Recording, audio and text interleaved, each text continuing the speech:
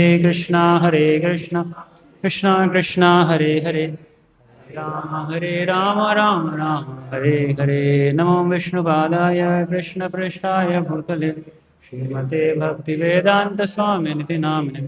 नमस्ते सरस्वती देवे गौरवाणी प्रचारिणे निर्विशेष शून्यवादी पाश्चात्य देशतारिणे। वन्दे श्रीकृष्ण चैतन्य नित्यानंद सहोदितो गौड़ोदय पुष्पवन्तो चित्रो समदोतमोनदा।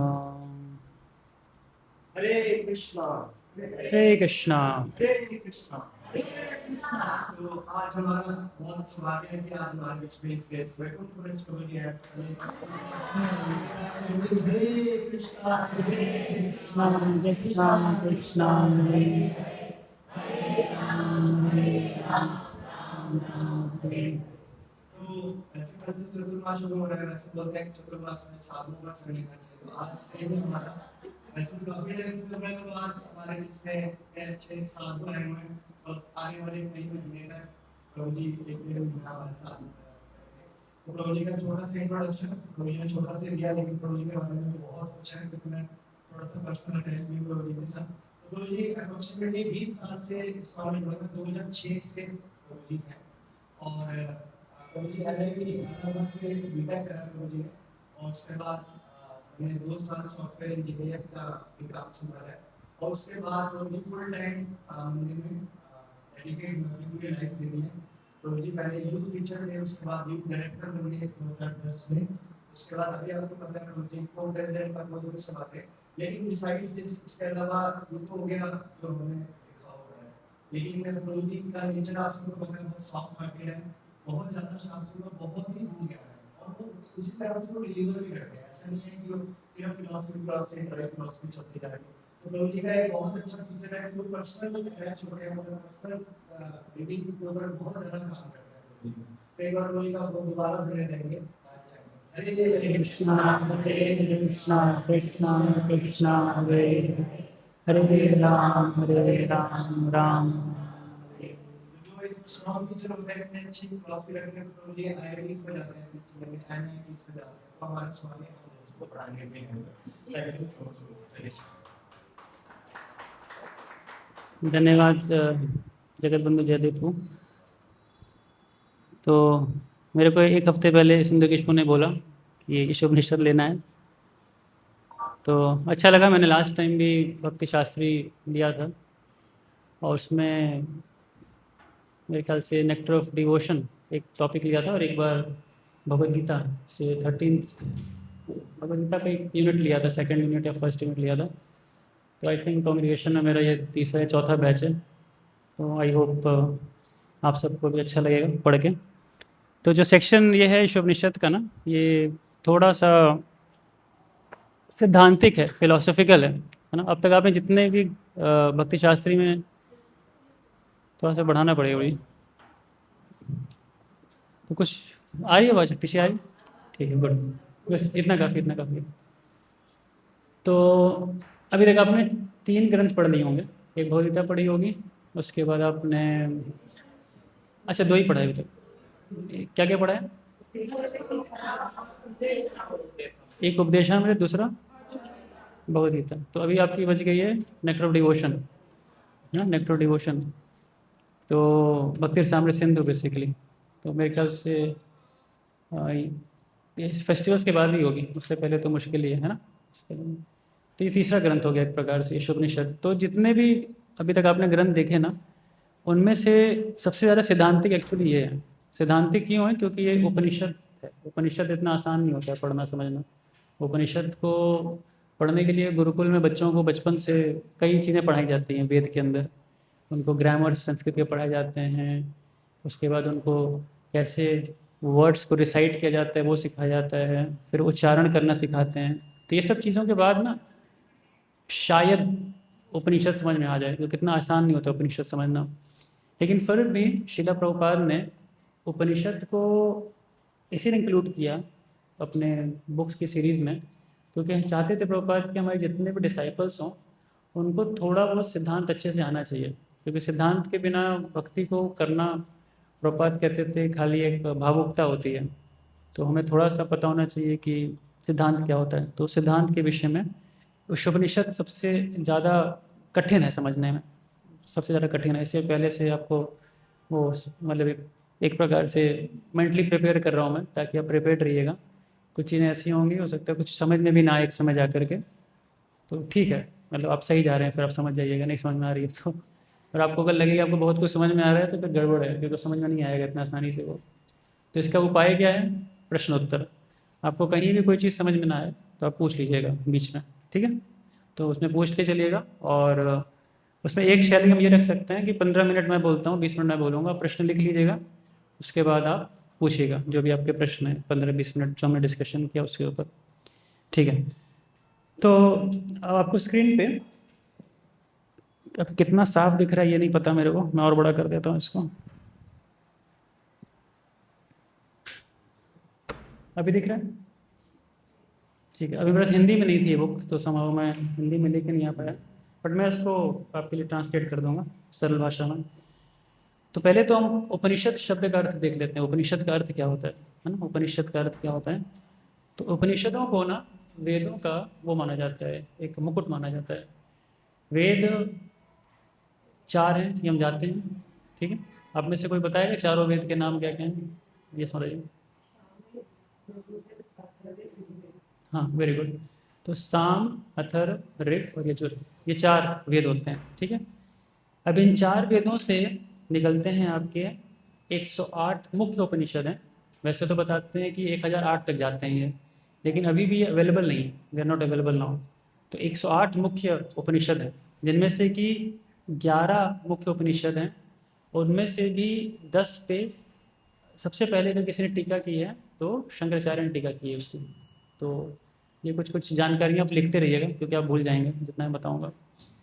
और उनमें से जो उपनिषद में से ये मैंने बताया 10 आपकी वो हैं, तो थोड़ा सा कम करना पड़ेगा, बहुत बहुत ना, थोड़ा सा बढ़ाना, बहुत हल्का से कम करना होगा। हरे कृष्णा कृष्णा कृष्णा हरे हरे, हरे कृष्णा, ठीक है भी, हरे कृष्णा। बस अब मैं इससे नीचे मत करिएगा, इतना ठीक है। अब वहीं बैठिएगा, कुछ होगा तो 11, तो 11 उपनिषद मैंने आपको बताया, इसके नाम भी मैं आपको धीरे धीरे बताऊंगा आगे। तो इसके अलावा फिर वेदों को और विभाजन जब करते हैं ना, तो उसमें ब्राह्मणस, आर्यनक, ऐसे बहुत सारे डिविजन्स होते हैं, बहुत विस्तार से होता है। इसको प्रमुखता जानने के लिए आप कुछ बातों को यहाँ पे नोट करिएगा। अभी मैं आपको खाली लिखवाते जाऊँगा, अभी कोई कंसेप्ट नहीं बता रहा, क्योंकि पहले हमको एक बेसिक वो आ जाए, अंडरस्टैंडिंग आ जाए कि कैसे चीज़ें होती हैं। तो ये एक कंसेप्ट होता है, इसको कहते हैं प्रस्थान त्रय। किसी चीज़ को जब पढ़ा जाता है शास्त्रों को, तो उसके 3 आधार होते हैं पढ़ने के, है ना। तो उसमें एक श्रुति होती है, एक स्मृति होती है और न्याय होता है, 3 चीज़ें होती हैं इसमें। तो श्रुति क्या होती है? श्रुति हमें बताती है व्हाट टू डू, हमें क्या करना चाहिए, व्हाट शुड बी डन। स्मृति बताती है हाउ टू डू, और न्याय होता है, रीजनिंग देता है वाई टू डू, क्यों करना चाहिए, ठीक है ना। 3 चीज़ें होती हैं। तो जितने वेद होते हैं, उपनिषद होते हैं, वो श्रुति के अंदर आते हैं, उनको श्रुति मानते हैं। श्रुति का मतलब क्या होता है कि जो एक परंपरा में एक गुरु ने शिष्य को बताया, फिर वो शिष्य गुरु बना तो उसने अपने शिष्य को बताया, ऐसे ये परंपरागत तरीके से नीचे आती है। तो इसमें जो बात बोली जाती है उसमें कोई बदलाव नहीं करते हैं। जैसे भगवान ने अगर कुछ बोला है, मान लो बात बोली है कुछ ना, अगर बोला है कि this is a boy, let suppose एक स्टेटमेंट है, तो एज इट इज़ नीचे पास होगा। उस स्टेटमेंट में कुछ एक्स्ट्रा पॉइंट भी ऐड नहीं कर सकते, एक्स्ट्रा पॉइंट हटा भी नहीं सकते आप, एज इट इज़ रहेगा पूरा का पूरा। इसको श्रुति बोलते हैं, जो भगवान स्वयं नारायण से आई हुई है। स्मृति क्या चीज़ होती है? स्मृति होती है, एक परंपरा में आती है, जिसमें कि जो व्यक्ति जो बोल रहा है ना, उसकी अपनी खुद की अंडरस्टैंडिंग और रियलाइजेशन भी कैरी होती है ना, उसके साथ आ रही होती है उसकी अंडरस्टैंडिंग और रियलाइजेशन। तो कहने का मतलब है थोड़ा सा भेद होता है श्रुति और स्मृति के अंदर। श्रुति मतलब एज इट इज़, जैसा बोला एज इट इज़। स्मृति मतलब जो बोलने वाला है उसकी खुद की भी अनुभूतियाँ उसके साथ आएंगी। तो अब कई बार ये प्रश्न आता है जो हमें जानना भी चाहिए, जो भगवत गीता है वो श्रुति है कि स्मृति है? बताइए। हाँ, नहीं नहीं, उपनिषद अभी नहीं जाएंगे, सिंपल क्वेश्चन है मेरा। कितने लोग कहते हैं श्रुति है और कितने लोग कहते हैं स्मृति है? तो श्रुति वाले पहले कारण बताएं, श्रुति क्यों है? नहीं नहीं, भगवत गीता, प्रभुपाद तो कमेंट्री दी है गीता पे, पर गीता मैं कह रहा हूँ श्रुति है। कैसे श्रुति है, क्वेश्चन ये है। हाँ, भगवान ने डायरेक्टली बोला है उसको, ठीक है, श्रुति है। अब स्मृति वाले बताइए, स्मृति कैसे है? स्मृति इसलिए क्योंकि अलग अलग लोगों को अलग अलग समझ में आती है। नहीं, इस आधार पे नहीं, और अलग अलग समझ में आती है तो वो तो उसकी मूर्खता है, टू बी ट्रू। लेकिन भगवान ने जैसा बताया उसको वैसे समझना चाहिए। स्मृति क्यों है? जिन्होंने हाथ रेस किया था, स्मृति। हाँ प्रभु जी।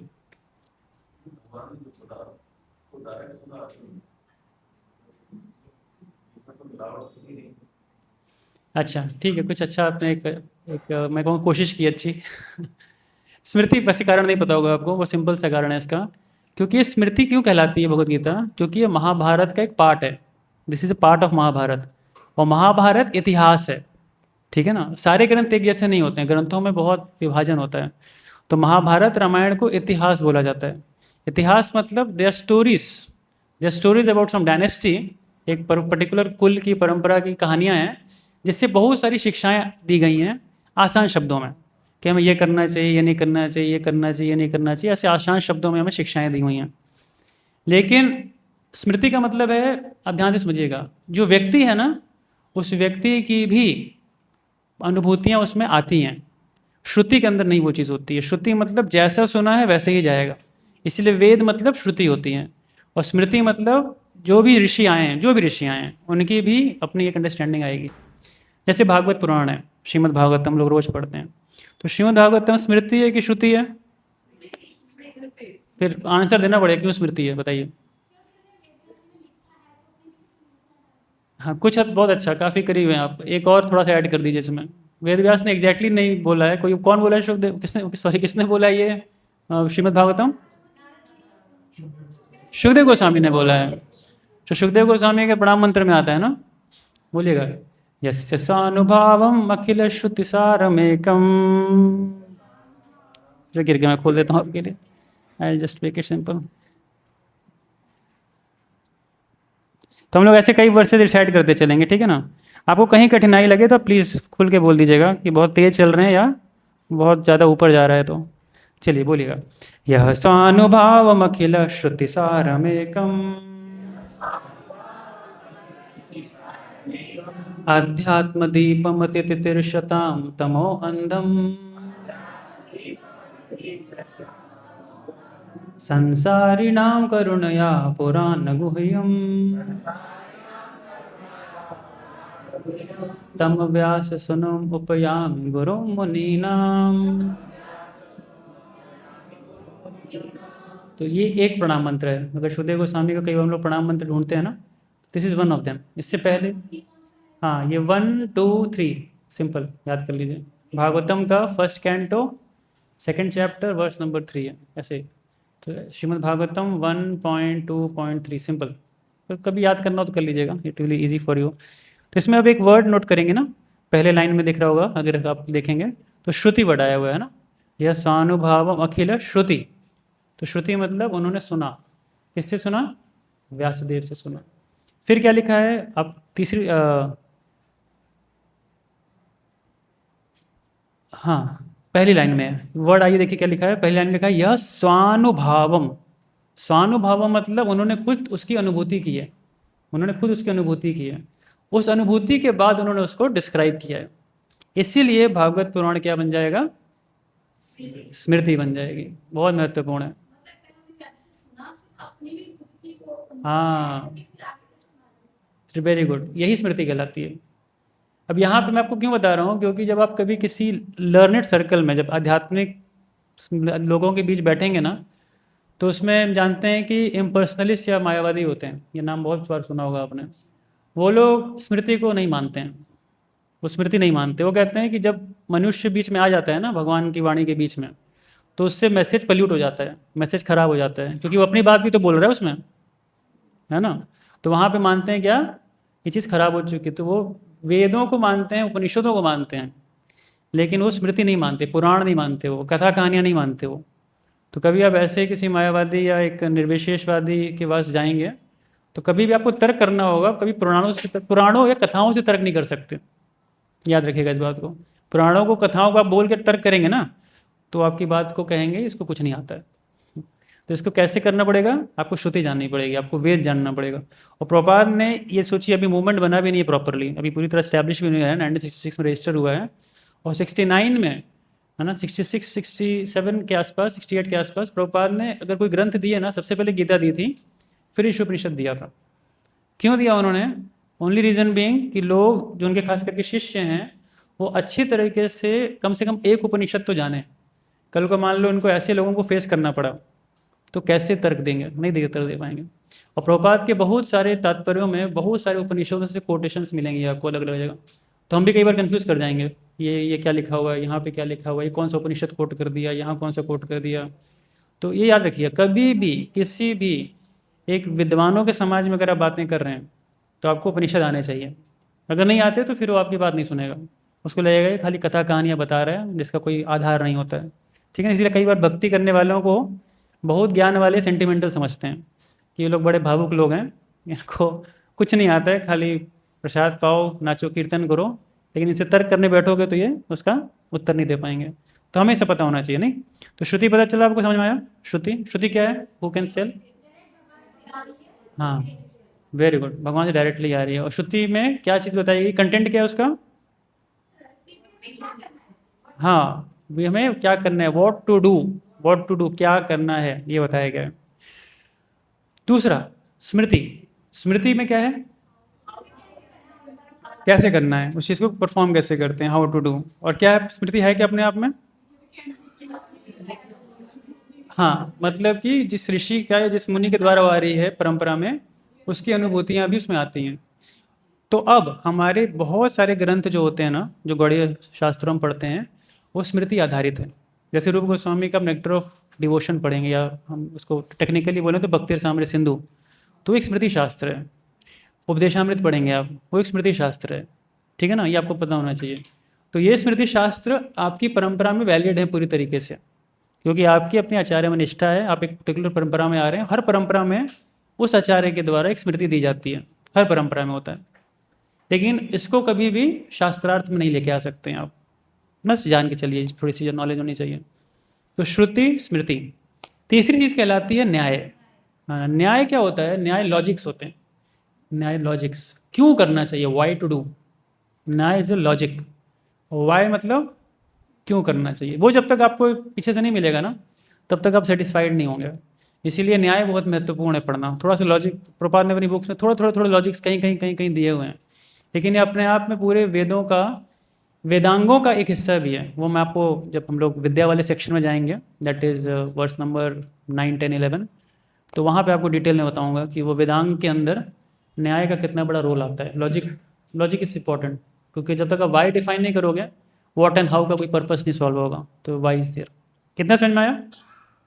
आप कोई प्रश्न इस पर? नहीं तो आगे बढ़ेंगे, नेक्स्ट कंसेप्ट बाय कंसेप्ट बढ़ते रहेंगे। ठीक है, दैट इज़ अवर पर्पस।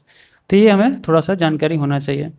इसके बाद श्रुतियों को देखेंगे तो श्रुतियों की ये परंपरा आती है, स्वयं भगवान कृष्ण से आई, भगवान नारायण। तो वास्तविक रूप से अगर आप वैष्णवों में भी गौड़ीय वैष्णवों को हटा दो तो प्राय यह माना जाता है कि श्रुति नारायण से आई हुई है, ऐसा मानते हैं। बट हम अपने आचार्यों को मानते हैं, इसीलिए हमारे को ये पूरा कन्विक्शन है कि जो नारायण है, नारायण का भी जो स्तोत्र है वो भगवान कृष्ण स्वयं है।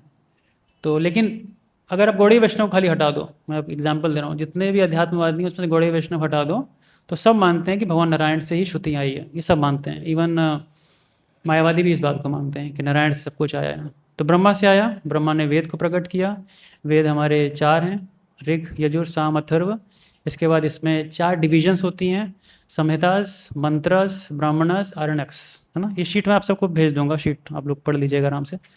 और इसके थोड़े विभाजन हैं। ऋग्वेद में 21 अध्याय हैं, यजुर में 100 हैं, साम में 1000 हैं, थोड़ा सा कट गया था तो 9 उधर आते हैं अथर्व के अंदर। फिर किस ऋषि ने लिखा था वो लिखा हुआ है, शाखा कितनी है इसके अंदर, इसका कंटेंट क्या लिखा हुआ है, इसमें प्रीस्ट होते हैं, इसके उपवेद भी होते हैं, जैसे आयुर्वेद, ऋग्वेद का एक उपवेद है, और इस प्रकार से इसकी डेफिनेशंस आती हैं। तो दे आर फ्यू आइडियाज़, आप खुद पढ़ लीजिएगा, that is simple for you. स्मृति में ये कुछ चीज़ें आती हैं। स्मृति के अंदर वेद अंग होते हैं, वेदांग के अंदर ये 6 बातें आती हैं, ये मैं आपको डिटेल में बाद में बताऊंगा। आगम होते हैं इसके अंदर, आगम लेफ्ट और राइट होते हैं। तो हम भी एक आगम यूज़ करते हैं, नारद पांच रात्र, जो हम लोग पूजा में कई चीज़ें वहाँ से उठा करके पढ़ते हैं। ठीक है, इतना आई थिंक हमें समझ में आ गया होगा व्हाट इज़ द एस्पेक्ट। अब हम आते हैं अपने वापस उसी कॉन्टेक्स्ट के ऊपर कि उपनिषद शब्द का क्या अर्थ होता है। तो अगर आप राइट साइड में देखिएगा तो लिखा हुआ है उप मीन्स नियर। उप का मतलब होता है किसी के निकट रहना। जैसे हम लोग उपवास करते हैं, है ना, उपवास, तो उपवास मतलब होता है उस दिन हम किसी के निकट वास करते हैं, है ना, किसी के निकट वास करते हैं। तो किसके निकट? भगवान के निकट वास करते हैं, है ना, उपनिषद। उसके बाद उपनिषद का मतलब होता है कि ऐसा ग्रंथ जो आपको भगवान के करीब लेकर के आए, भगवान के करीब लेकर के आए। अभी यहाँ पे स्क्रीन पे ध्यान दीजिएगा एक बार, यहाँ पे शब्दों को तोड़ के देखते हैं एक बार। उप मतलब होता है निकट, नि मतलब होता है निश्चित, और शद मतलब होता है ढीला या उसको नष्ट कर देना या उसको प्राप्त कर लेना। तो ऐसा ज्ञान जो हमारे भौतिक संसार के बंधन को ढीला करे, भौतिक संसार का जो बंधन है बहुत टाइट है, उसको ढीला करने का काम उपनिषद करता है। तो एक अर्थ उपनिषद का ये निकल करके आता है। और दूसरा अर्थ निकल के आता है कि हमारे अज्ञानता का नाश करें, है ना, हमारे अज्ञानता का नाश करें और हमें मुक्ति प्रदान करने में सहायक हो।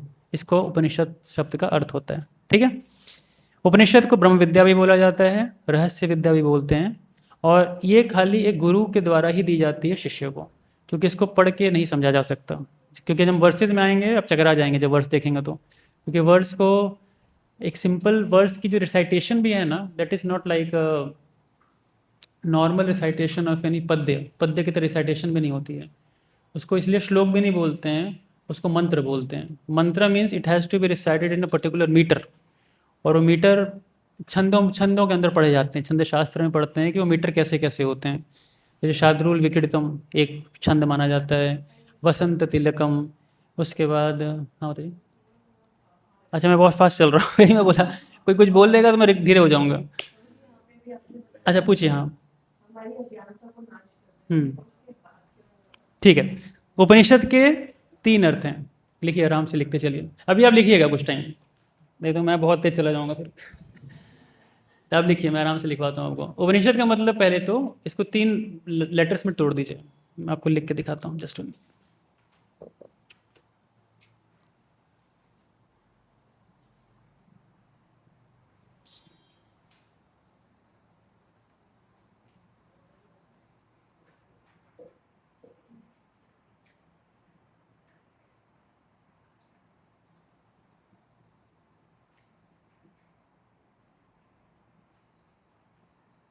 ठीक है, दिख रहा है भी सबको। तो इसको हम लोग 3 उसमें ब्रेक करेंगे। This is the way we break it. तो इससे इसके मीनिंग निकलती है। Whenever we read in Sanskrit ना, संस्कृत में पढ़ते समय क्या देखते हैं कि पूरे शब्द को देखते हैं क्या होता है, फिर शब्द को तोड़ के देखते हैं क्या निकलता है उससे, फिर उसकी एग्जैक्ट मीनिंग वहाँ से निकल के आती है। तो उप का मतलब बहुत सिंपल होता है, किसी के समीप रहना। ठीक है, नियर, किसी के समीप। अब किसी के समीप बैठे हैं तो उप बोला जाएगा। ठीक है ना। नी का मतलब होता है किसी चीज़ को नष्ट करना, डिस्ट्रॉय।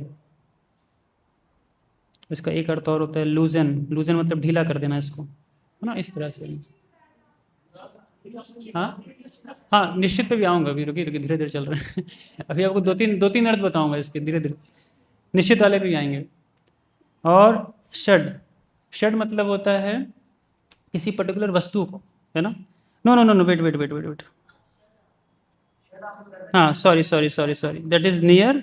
एंड षड means to loosen. Sorry sorry, वही मैं कहूँ कहाँ पे एक चीज़ मिस हो रही है। Just minute. So this is near.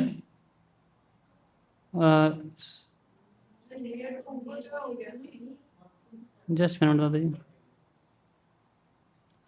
Certainly, sorry, it is certainly. Certainly का मतलब हो गया कि निश्चित हो गया, और शट का मतलब हो डिस्ट्रॉय, और लूजन। ठीक है, दिस इज वेरी सिंपल। उप नि शट, दैट इज देयर। अब यहाँ पे इसकी डेफिनेशन देखिएगा तो यहाँ लिखा हुआ है, द फर्स्ट वन अगर आप यहाँ नोट करेंगे, it is certainly loosens one bondage. The first one जो ने मार्क किया हुआ है, it certainly loosens one's bondage and it destroys one's ignorance. दूसरा अर्थ इसका ये है, दैट इज देयर।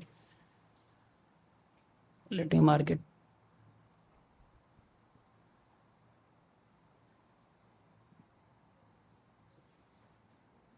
ठीक है, ये 3 अर्थ यहाँ पे देखिए आपके सामने है। एक है किसी के बंधन को कम करना, बंधन को कम कर देना।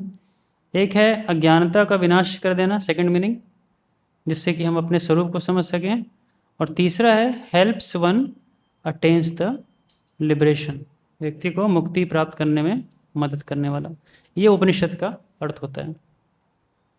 ये 3 चीज़ें आप नोट कर लीजिए। Certainly loosens one's bondage, second is destroys one's ignorance about one own स्वरूपा, and the third one is helps one attain liberation. ये जाए, ठीक है, सिंपल।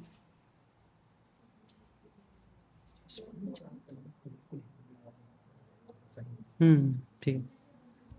तो पहला क्या है कि हमें बंधन को कम करना, पहला।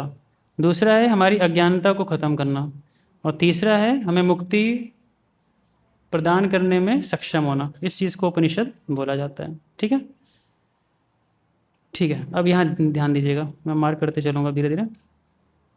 अब ये देखिए, देयर आर प्रोमिनेंटली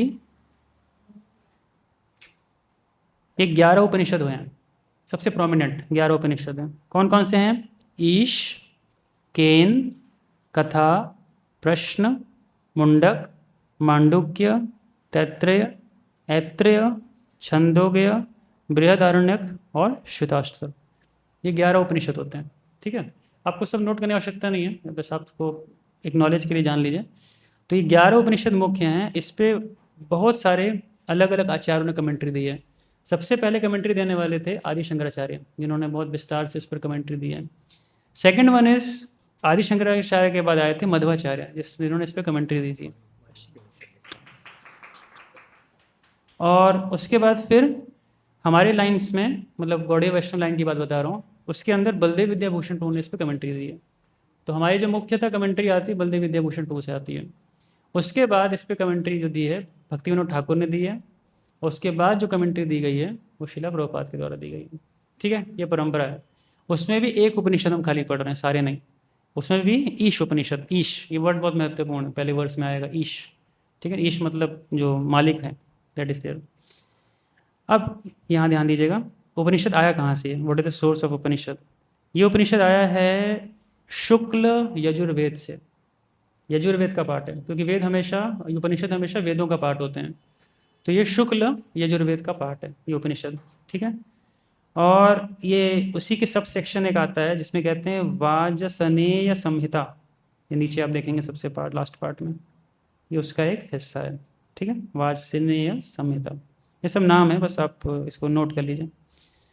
उसके बाद हाँ हाँ, 1 मिनट लिख लीजिए, लिख लीजिए। दिख रहा है, दिख तो रहा है सबको ना?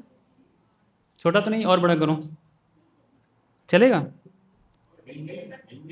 हिंदी मेरे बुक नहीं है, संभव मैंने कोशिश तो किया लेकिन मिली नहीं। हाँ जी, माता जी। तो वाजसनेय ये सब आपके इसमें नहीं मिलेगी, इस उपनिषद में नहीं है ये चीज़। तो इसलिए मैं पहले से इंट्रोडक्शन दे रहा हूँ, ताकि अब थोड़ा सा इन्फॉर्मेशन आपको होनी चाहिए बेसिक चीज़ों की। ठीक है, कोई क्वेश्चन अब तक? सिंपल इन्फॉर्मेशन ही बता रहा हूँ मैं तो अभी। हाँ, ये शेयर नहीं हो पाएगी, ये एक्चुअली किंडल में है।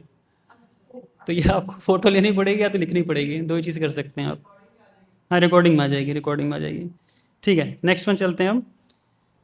अब इधर ध्यान दीजिएगा, मैंने जैसे पीछे बताया था ना, इनमें श्लोक नहीं होते हैं। श्लोक जानते हैं ना, जो हम लोग भागवत में पढ़ते हैं उसको श्लोक बोलते हैं। इनके अंदर मंत्र होते हैं, मंत्र। तो मंत्रों को आपको बहुत ही स्पेसिफिकली रिसाइट करना पड़ता है। ठीक है, मंत्र होते हैं, तो उन मंत्रों को हम आपको बताएंगे उस समय क्या होते हैं। तो ये मंत्र क्या हैं मुख्यतः रूप से ना, मंत्र क्या बताते हैं हमें? ये हमें किसी भी हाँ, मंत्र होते हैं, सारे मंत्र होते हैं। हाँ, मैंने बताया ना, स्मृति का भी पार्ट है, क्योंकि भगवान ने उसको जब बोला ना, तो मंत्र रूप में नहीं बोला है उसको, एक वर्सेस के फॉर्म में बोला है।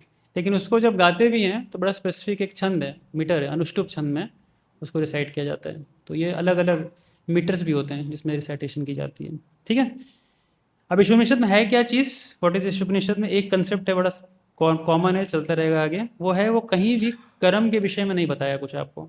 जैसे गीता में भगवान ने पहले 6 अध्याय में कर्म के ऊपर बहुत बोला है, लेकिन ईशोपनिषद में नहीं मिलेगा वो चीज़। ईशोपनिषद में आपको मिलेगी उपासना की विधि, कि भगवान की उपासना कैसे की जाती है, क्या तरीका है भगवान की उपासना को करने का, ये आपको मिलेगा इसके अंदर। जिसके अंदर हमें बेसिकली भगवान के अंदर एक भगवान के लिए एक सेवा भावना विकसित करने के लिए कुछ फिलॉसफी के कंसेप्ट दिए जाएंगे उपनिषद में। अब ये बोला किसने है, नेक्स्ट क्वेश्चन आता है, उपनिषद को बोला किसने है? तो इनको बोला है सबसे पहले मनु रहे हैं, जो स्वयंभू मनु, उन्होंने बोला है इसको, ठीक है, याद रखिएगा, स्वयंभू मनु। ये कई बार क्वेश्चन पूछा जा सकता है आपसे कि उपनिषद बोली किसने है, तो उपनिषद स्वयंभू मनु ने बोली थी। किसको बोली थी, तो बताते हैं उन्होंने अपने पुत्र अथर्ववन को बोली थी।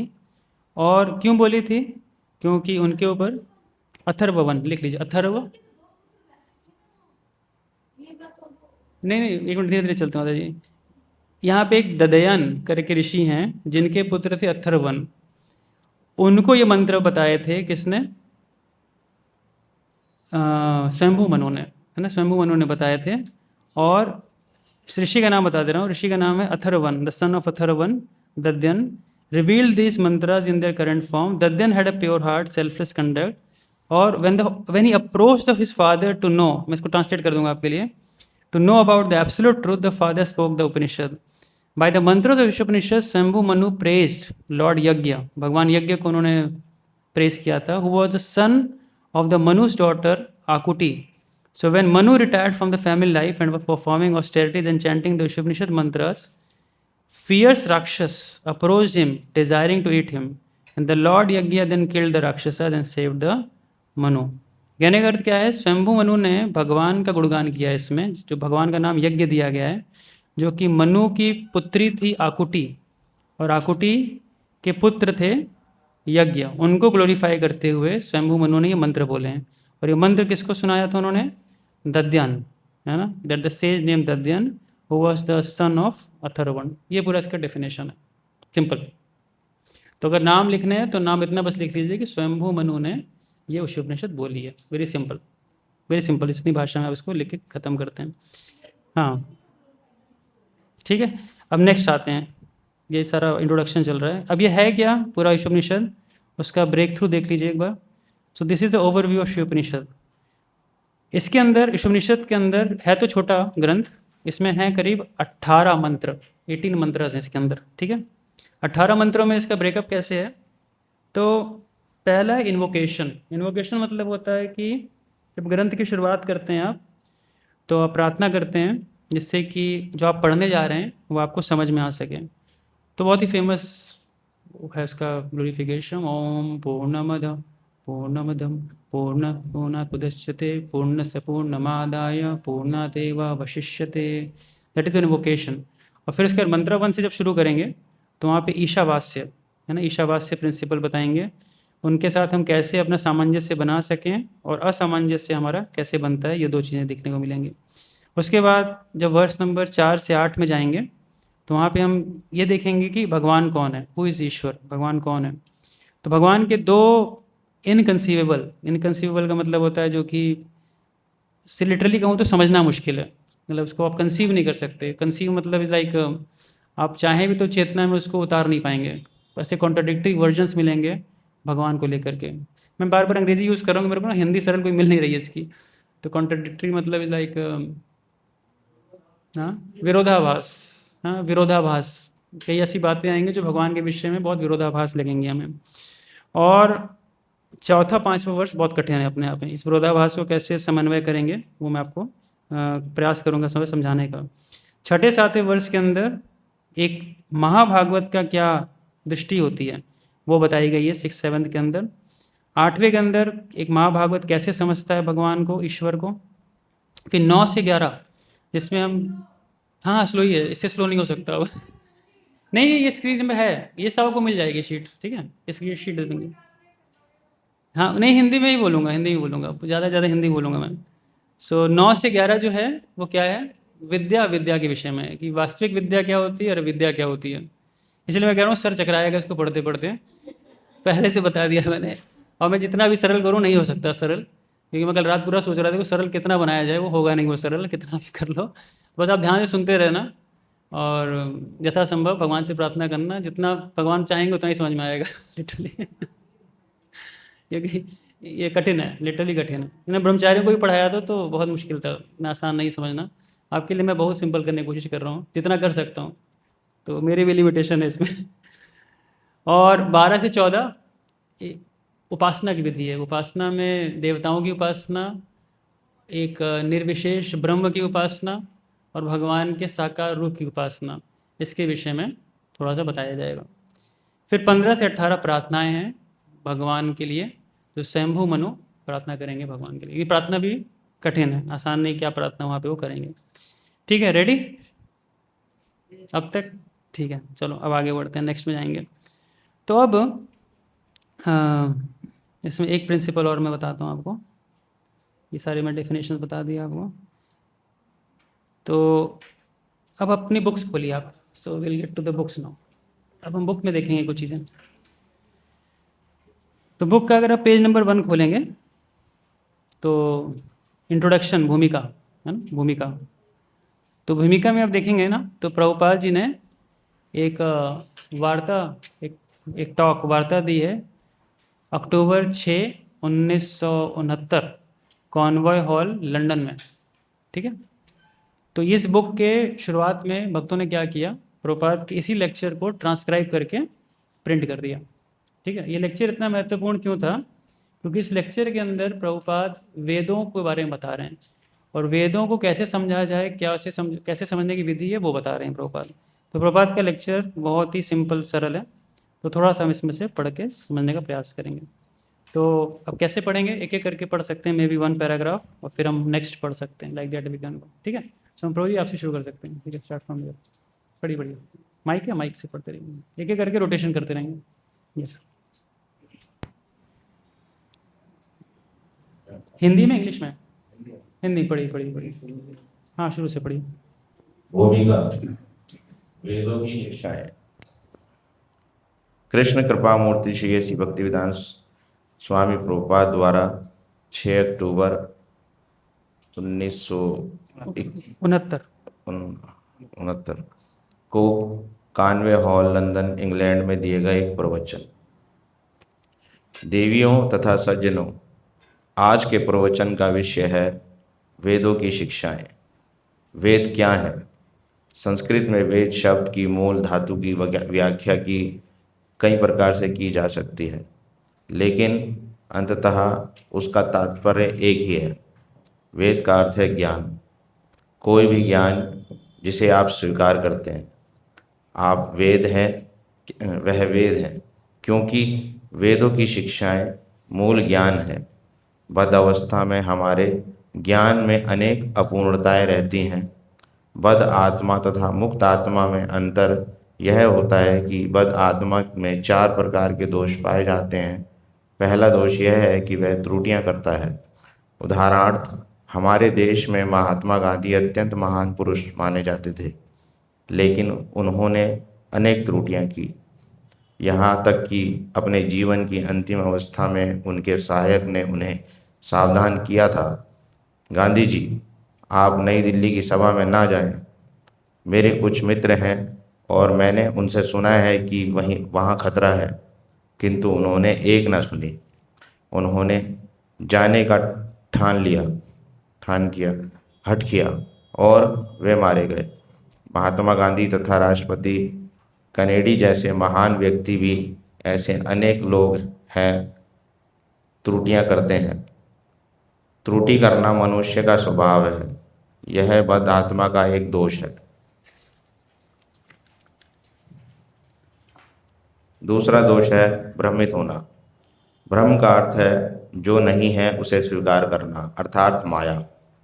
माया का अर्थ है जो नहीं है। प्रत्येक व्यक्ति शरीर को स्व मान बैठता है। यदि मैं अपने आप से पूछूं कि आप क्या हैं, तो आप कहेंगे मैं मिस्टर जॉन हूँ, मैं धनी व्यक्ति हूँ, मैं ये हूँ, मैं वो हूँ। ये सब देह से संबंधित परिचय हैं, किंतु आप यह शरीर नहीं है, यह भ्रम है। तीसरा दोष है धोखा देने की प्रवृत्ति। प्रत्येक व्यक्ति में दूसरे को धोखा ठगने की प्रवृत्ति पाई जाती है। कोई व्यक्ति पहले दर्जे का मूर्ख क्यों ना हो, किंतु वह भी अत्यंत बुद्धिमान होने का दिखावा करता है, यद्यपि वह पहले कहा जा चुका है कि यह भ्रांति में है और त्रुटियां करता है, लेकिन वह सिद्धांत बनाता है। मैं सोचता हूँ कि यह ऐसा है, यह वैसा है, लेकिन उसे अपनी खुद की स्थिति का भी ज्ञान नहीं होता। वह दर्शन पर पुस्तकें लिखता है, यद्यपि वह अपूर्ण है। यही उसका रोग है, यही धोखाधड़ी है। अंतिम बात यह है कि हमारी इंद्रियां अपूर्ण है। हमें अपनी आंखों पर बड़ा गर्व रहता है। प्राय कोई व्यक्ति चुनौती देगा, क्या तुम मुझे ईश्वर दिखा सकते हो? लेकिन क्या आपके पास ईश्वर का दर्शन करने के लिए आंखें हैं भी? यदि आपके पास आंखें नहीं हैं तो आप उनके दर्शन कभी नहीं कर सकोगे। यदि एकाएक कमरे में अंधेरा हो जाए तो आप अपने हाथों को भी नहीं देख सकते। अतएव आपके पास देखने की शक्ति ही क्या है? अतः हम अपनी इन अपूर्ण इंद्रियों से ज्ञान वेद प्राप्त करने की अपेक्षा नहीं कर सकते। बद अवस्था में इन सारे दोषों के होते हुए हम किसी को पूर्ण ज्ञान प्रदान नहीं कर सकते, ना ही हम स्वयं संपूर्ण हैं। अतएव हम वेदों को यथारूप में स्वीकार करते हैं। ठीक है। तो अब देखिए यहाँ तक हमने क्या पढ़ा, हमने समझा कि प्रभुपाद तो पहले बता रहे हैं शब्द वेद के ऊपर। वेद शब्द का अर्थ क्या होता है? ज्ञान, ठीक है ना। ज्ञान, कोई भी ज्ञान को वेद बोला जाता है। और उस वेद में ये 4 प्रकार की गलतियाँ नहीं होती हैं। उसका मुख्य कारण क्या है? क्योंकि वो भगवान के द्वारा आता है। उसको अपौरुष्य बोलते हैं। जो एक टेक्निकल टर्म है वो हमें पता होना चाहिए। अपौरुष्य, भगवान ने वेद दिए हैं, इसलिए उसमें कोई त्रुटि नहीं है। मनुष्यों के द्वारा जो चीज़ लिखी जाएगी ना, उसमें त्रुटि होगी, याद रखिएगा, त्रुटि होगी। 4 त्रुटियाँ बताइए हम। पहली क्या है? बताइए। हाँ, हमें गलतियाँ होती हैं, गलतियाँ करते हैं, है ना। To err is human English में कहते हैं, तो गलतियाँ, that's the first one. Second one, हाँ, धोखा देने की प्रवृत्ति होती है। हाँ, तीसरा इल्यूशन, मतलब हम भ्रम में आ जाते हैं। और चौथा, सबसे पहले एक्चुअली आना था वो, चौथा क्या था? Imperfect senses. हमारी इंद्रियां अपूर्ण होती हैं। तो अगर हम इंद्रियों से जो भी ज्ञान प्राप्त करते हैं ना दुनिया में, देख करके, सुन करके, महसूस करके, उसमें कुछ ना कुछ कमियां रह जाती हैं। तो इस कारण से इस दुनिया के द्वारा जो ज्ञान मिलता है उसमें अपूर्णता रहेंगी। तो पहला तथ्य प्रभुपाद यहाँ इस्टेब्लिश कर रहे हैं, अगर आपको सही में ज्ञान चाहिए, भौतिक हो चाहे आध्यात्मिक, आपको कहीं ना कहीं अपौरुष्य भगवान के पास ही जाना पड़ेगा। तो वेद वो शब्द का अर्थ हमें ये समझ में आया, ठीक है। अब हम देखेंगे आगे कि आगे प्रभुपाद वर्णाश्रम के विषय में बता रहे हैं। तो इसको पढ़ेंगे नहीं, बस मैं आपको समझाते चलता हूँ कि वेद, कई बार हम सोचते हैं हिंदुओं से संबंधित है। नहीं, किसी भी ज्ञान को एक्चुअली आप वेद ही बोलते हैं। और जिसको हम हिंदू समाज बोलते हैं वो वास्तविक रूप से एक वर्णाश्रम समाज होता है। वर्णाश्रम, जिसके अंदर 4 वर्ण होते हैं, है ना। ब्राह्मण, क्षत्रिय, वैश्य, शूद्र और आश्रम। आश्रम कौन कौन से हैं? ब्रह्मचारी, गृहस्थ, वानप्रस्थ और संन्यास। ये 4 आश्रम हो गए। तो इसके अंतर्गत हमारी कुछ चीज़ें होती हैं। अब वेदों के साथ ना एक बड़ी विशेष चीज़ है, वेदों के अंदर कई बातें ऐसी हैं जिस पे आप तर्क नहीं कर सकते, ठीक है, तर्क नहीं कर सकते आप। तो अब मैं आपको यहाँ बताता हूँ कि अगर आप अगले पैराग्राफ के अंदर आएंगे तो अगले पैराग्राफ में नीचे से 1 2 3 4 5 6 7 8 9 10 11 12 13, नीचे से 13वीं लाइन पे आइएगा। नीचे से, अगले पैराग्राफ की नीचे से 13वीं लाइन गिन लीजिए आप एक बार।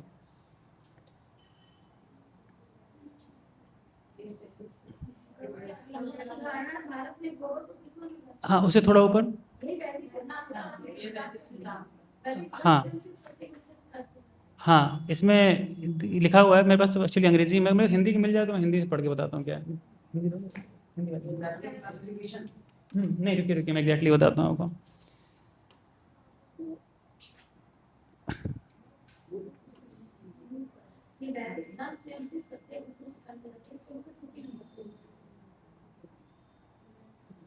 यहाँ देखिए, तो यहाँ पे लिखा है यही वैदिक सिद्धांत है और हम इसे स्वीकार करते हैं। ये लाइन मिली आपको, है ना।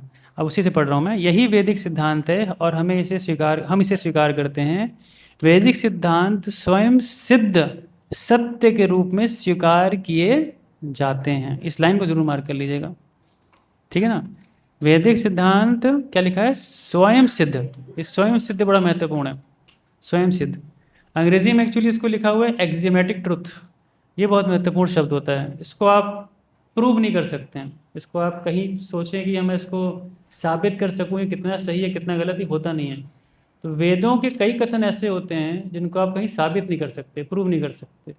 उसका उदाहरण प्रभुपाद आगे दे रहे हैं। क्या उदाहरण दे रहे हैं कि जैसे मान लो किसी भी मनुष्य का या किसी भी पशु का अगर मल कोई छू लेना तो उसको स्नान करना पड़ता है क्योंकि अपवित्र हो जाता है।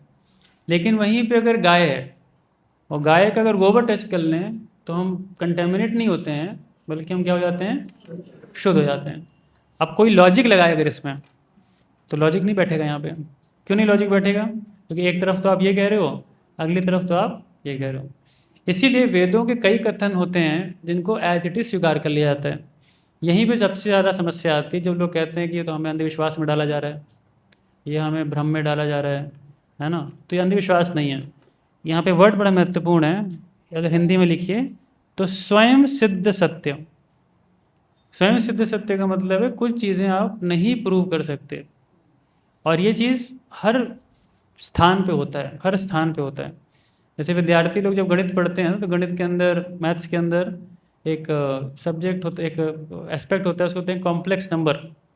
उस कॉम्प्लेक्स नंबर में एक टर्म आता है, उसको आयोटा बोलते हैं, आई, पता नहीं, मैं ऐसा एग्जाम्पल मैं विद्यार्थियों को जीवन में पढ़ाया ना, इसलिए मैं वैसे एग्जाम्पल दे रहा हूँ आपको।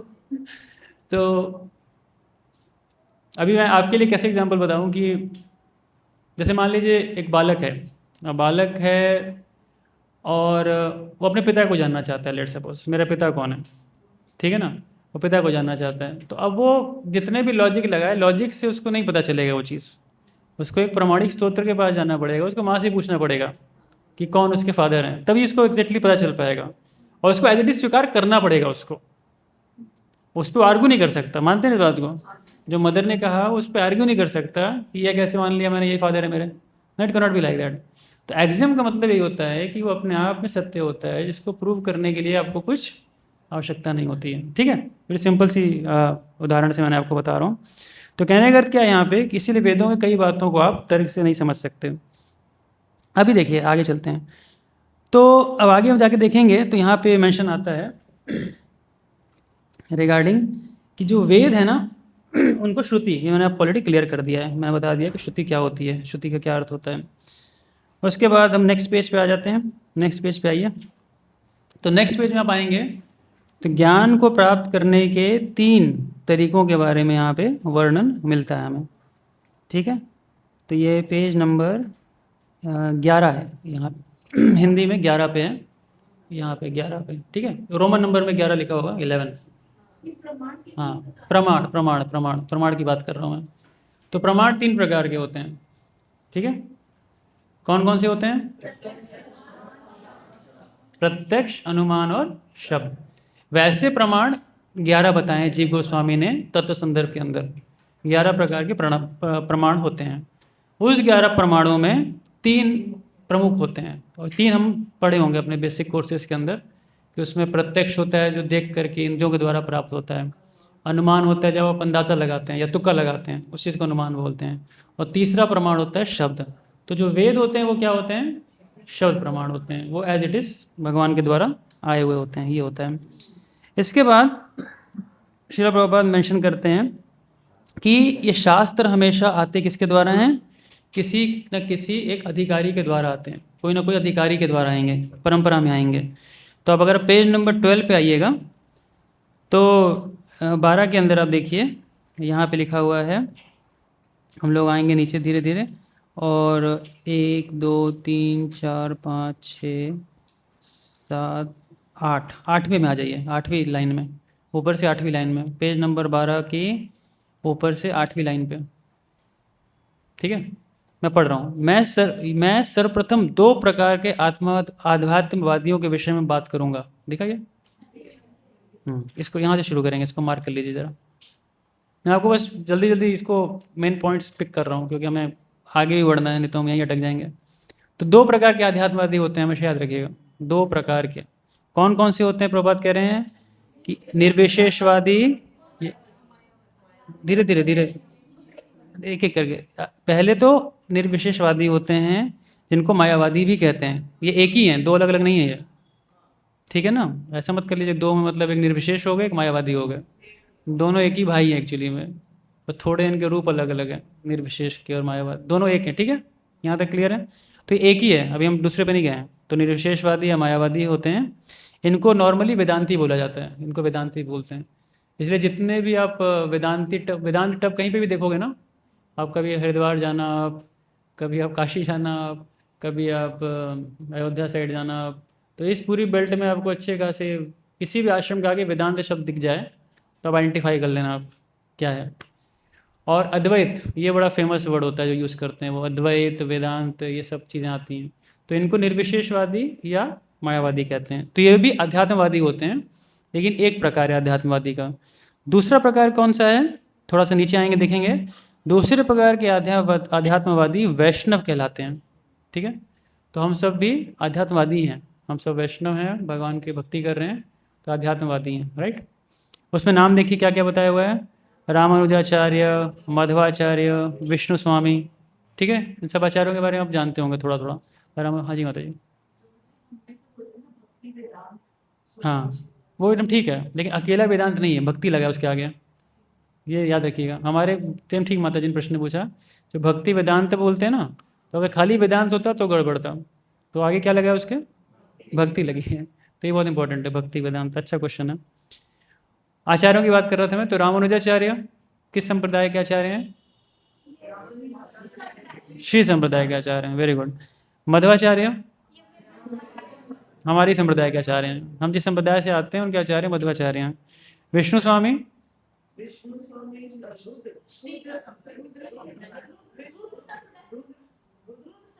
पक्का, लॉक लॉक किया जाए, माता जी कॉन्फिडेंस में एकदम ठीक है। रुद्र संप्रदाय, परफेक्ट। और चौथे आचार्य जो नहीं मेंशन है क्या है, हाँ आचार्य क्या है, निम्बार्क आचार्य, ठीक है, परफेक्ट। अब हम आगे बढ़ते हैं। तो इसमें क्या दिखा है, प्रभुपाद कह रहे हैं कि शंकर संप्रदाय तथा वैष्णव संप्रदाय दोनों ने ही कृष्ण को पूर्ण पुरुषोत्तम भगवान के रूप में स्वीकार किया है। तो शंकराचार्य को निर्विशेषवादी माना जाता है क्योंकि उन्होंने निर्विशेषवाद या निराकार ब्रह्म का उपदेश दिया, लेकिन यह तथ्य है कि वे प्रच्छन्न साकारवादी थे, है ना। उसका प्रमाण दे रहे हैं प्रभुपाद, क्या दे रहे हैं, उन्होंने भगवत गीता पर अपने भाष्य में लिखा है, पूर्ण पुरुषोत्तम भगवान नारायण इस दृश्य जगत से परे हैं। और आगे फिर ये उसकी पुष्टि करते हैं कि ये पूर्ण पुरुषोत्तम भगवान नारायण स्वयं कृष्ण हैं, वे देवकी तथा वसुदेव के पुत्र रूप में अवतरित हुए हैं। उन्होंने उनके माता पिता के नामों का विशेष रूप से उल्लेख किया है। अतः सभी आध्यात्मवादी कृष्ण को पूर्ण पुरुषोत्तम भगवान के रूप में स्वीकार करते हैं, इस विषय में कोई संदेह नहीं है, ठीक है ना। तो प्रभुपाद ने एकदम क्लियर कर दिया कि वो भी मानते हैं भगवान को परम पुरुष और हम भी भगवान को मानते हैं परम पुरुष, ठीक है। अब हम एक और कंसेप्ट की बात करेंगे। आप नेक्स्ट पेज में आइए, पेज नंबर 13 में, ऊपर से 1 2 3 4 5 6 7 8वीं लाइन में, 8वीं लाइन, ऊपर से 8वीं लाइन। हाँ पूछिए।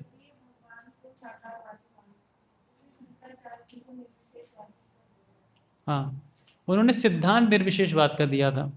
सिद्धांत जो उन्होंने दिए ना, उन्होंने वेदांत सूत्र पे अपनी टीका लिखी, उस टीका को कहते हैं शरीरक भाष्य। तो उसके अंदर उन्होंने परम सत्य को निराकारी बताया हुआ है, इसीलिए उनको निर्विशेषवादी बोला गया। लेकिन वो अंदर से निर्विशेषवादी नहीं थे। कारण उसका चेतन चरितमृत में आता है, चेतन महाप्रभु बताते हैं और कहते हैं कि भगवान ने उनको एक विशेष सेवा दी थी। सेवा क्या थी, मायावाद शास्त्रम प्रसन्नम बौद्धम उच्यते, कि वो मायावाद को प्रचार करने आए थे। कारण क्या था, क्योंकि उस समय भारत की अवस्था ऐसी थी कि बौद्ध का प्रचार बहुत ज़्यादा था भारत में, और बौद्ध सबसे बड़े नास्तिक माने गए हैं, है ना।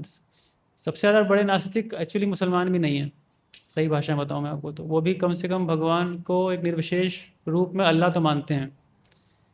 लेकिन जो बौद्ध थे वो घोर नास्तिकवाद थे। कारण उनका नास्तिकवादी होने का, वो वेदों को नहीं मानते।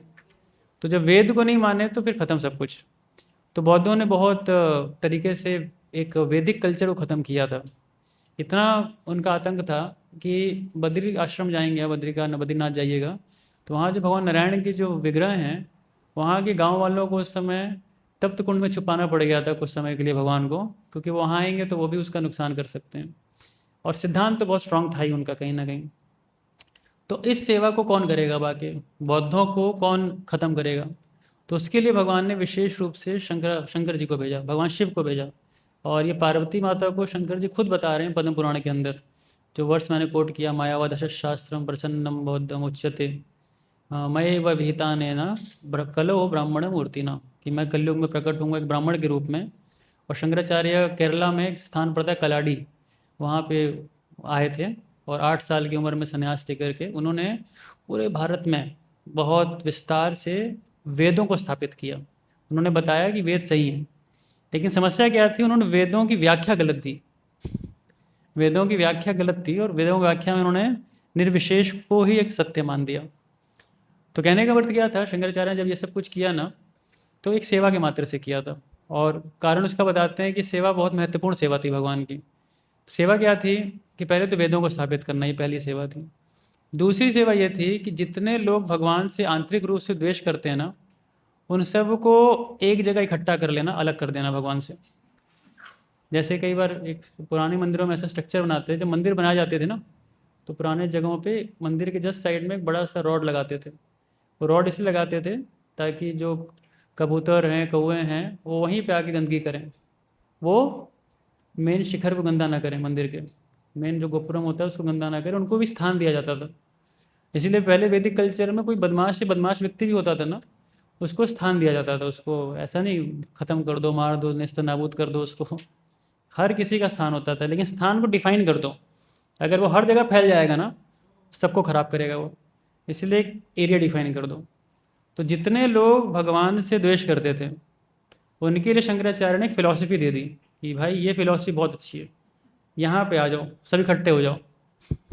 तो सबको इकट्ठा करने का काम किया उन्होंने। जैसे जरासंध था, जरासंध भगवान की बहुत सेवा किया। कई लोग कहते हैं जरासंध बहुत बड़ा दुश्मन था भगवान का, नहीं नहीं, बहुत सेवा की जरासंध ने। अब क्या है, हाँ हाँ, ठीक है ठीक है। तो जरासंध ने बहुत बड़ी सेवा की भगवान की। पता है क्या सेवा की थी? जब भगवान जरासंध से युद्ध करने जाते हैं ना, तो जरासंध राजा तो था मगध का और बहुत अच्छा ऑर्गेनाइज़र था। तो भगवान जब भी उसको हरा के वापस भेजते, मारते नहीं थे उसको, क्योंकि वो सारे असुरों को इकट्ठा करता था।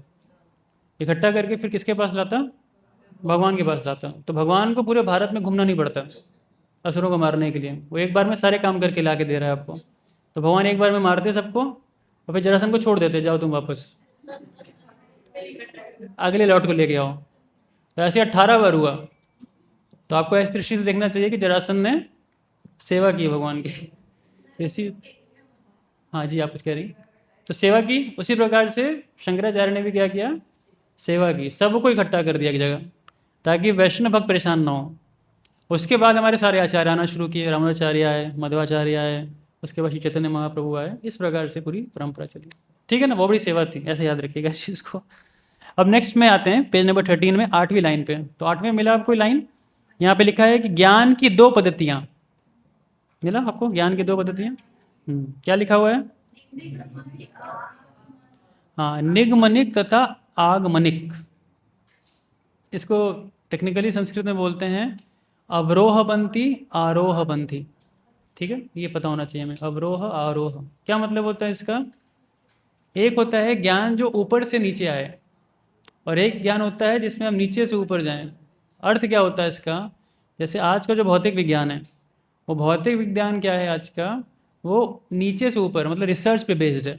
अब रिसर्च करते हैं, आप जानते हैं ना, जितने पीएचडी होते हैं, डॉक्टर्स होते हैं, वो बहुत रिसर्च करते हैं मैटर के ऊपर कि क्या है, क्या नहीं है, क्या सत्य है किसी विषय के ऊपर। तो उसको कहते हैं रिसर्च वर्क।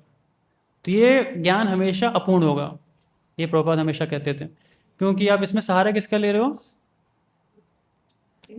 हाँ, अपने इंद्रियों का और अपने मन का, इनका सहारा लेके आप कुछ सत्य ढूंढने की कोशिश कर रहे हो। लेकिन जो ज्ञान ऊपर से नीचे आता है ना, वो ज़्यादा सही इसलिए माना गया है क्योंकि एक सही सोर्स से आ रहा है आपके पास, you are getting it from the right source. इसीलिए जो वेद हैं वो ऊपर से नीचे आते हैं। इसीलिए अपने एक वर्ड हमेशा देखा होगा, ज्ञान प्रकाशित होता है। हमने गुरु पूजा में हम गाते हैं ना, दिव्य ज्ञान हृदय प्रकाशित, तो ये हृदय में आपके प्रकाशित होगा। You will get that knowledge कि आखिर वो ज्ञान है क्या। और ये हर अध्यात्मवादी के जीवन में यही होता है।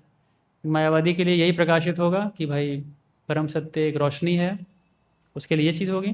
हम सबको समय के साथ अगर हम अच्छी साधना करेंगे, भक्ति करेंगे, तो हमें प्रकाशित होगा कि जो परम सत्य है वो एक साकार स्वरूप है भगवान का, एक रूप है भगवान का। ठीक है, ये चीज़ समझ में आएगी। तो ये 2 लाइन हमें जरूर मेंशन कर लीजिएगा, आरोह पंथी और अवरोह पंथी, ये 2 चीज़ें यहाँ पे आती हैं।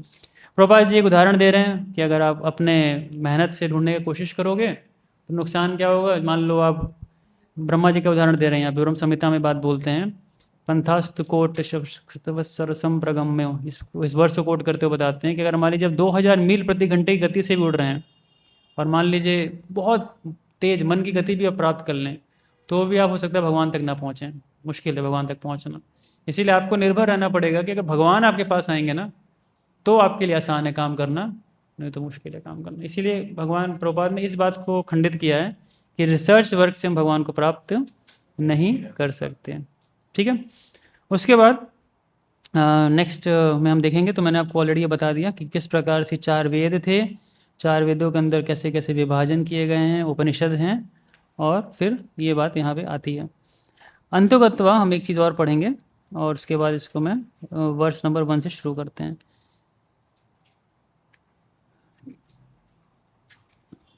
Okay, we will read from page number 16। अगर आप पढ़िएगा 16 में आप देखिएगा तो पैराग्राफ शुरू हो रहा है कि व्यासदेव ने अपने गुरु महाराज नारद जी के आदेशानुसार वेदांत सूत्र की रचना की। मिला?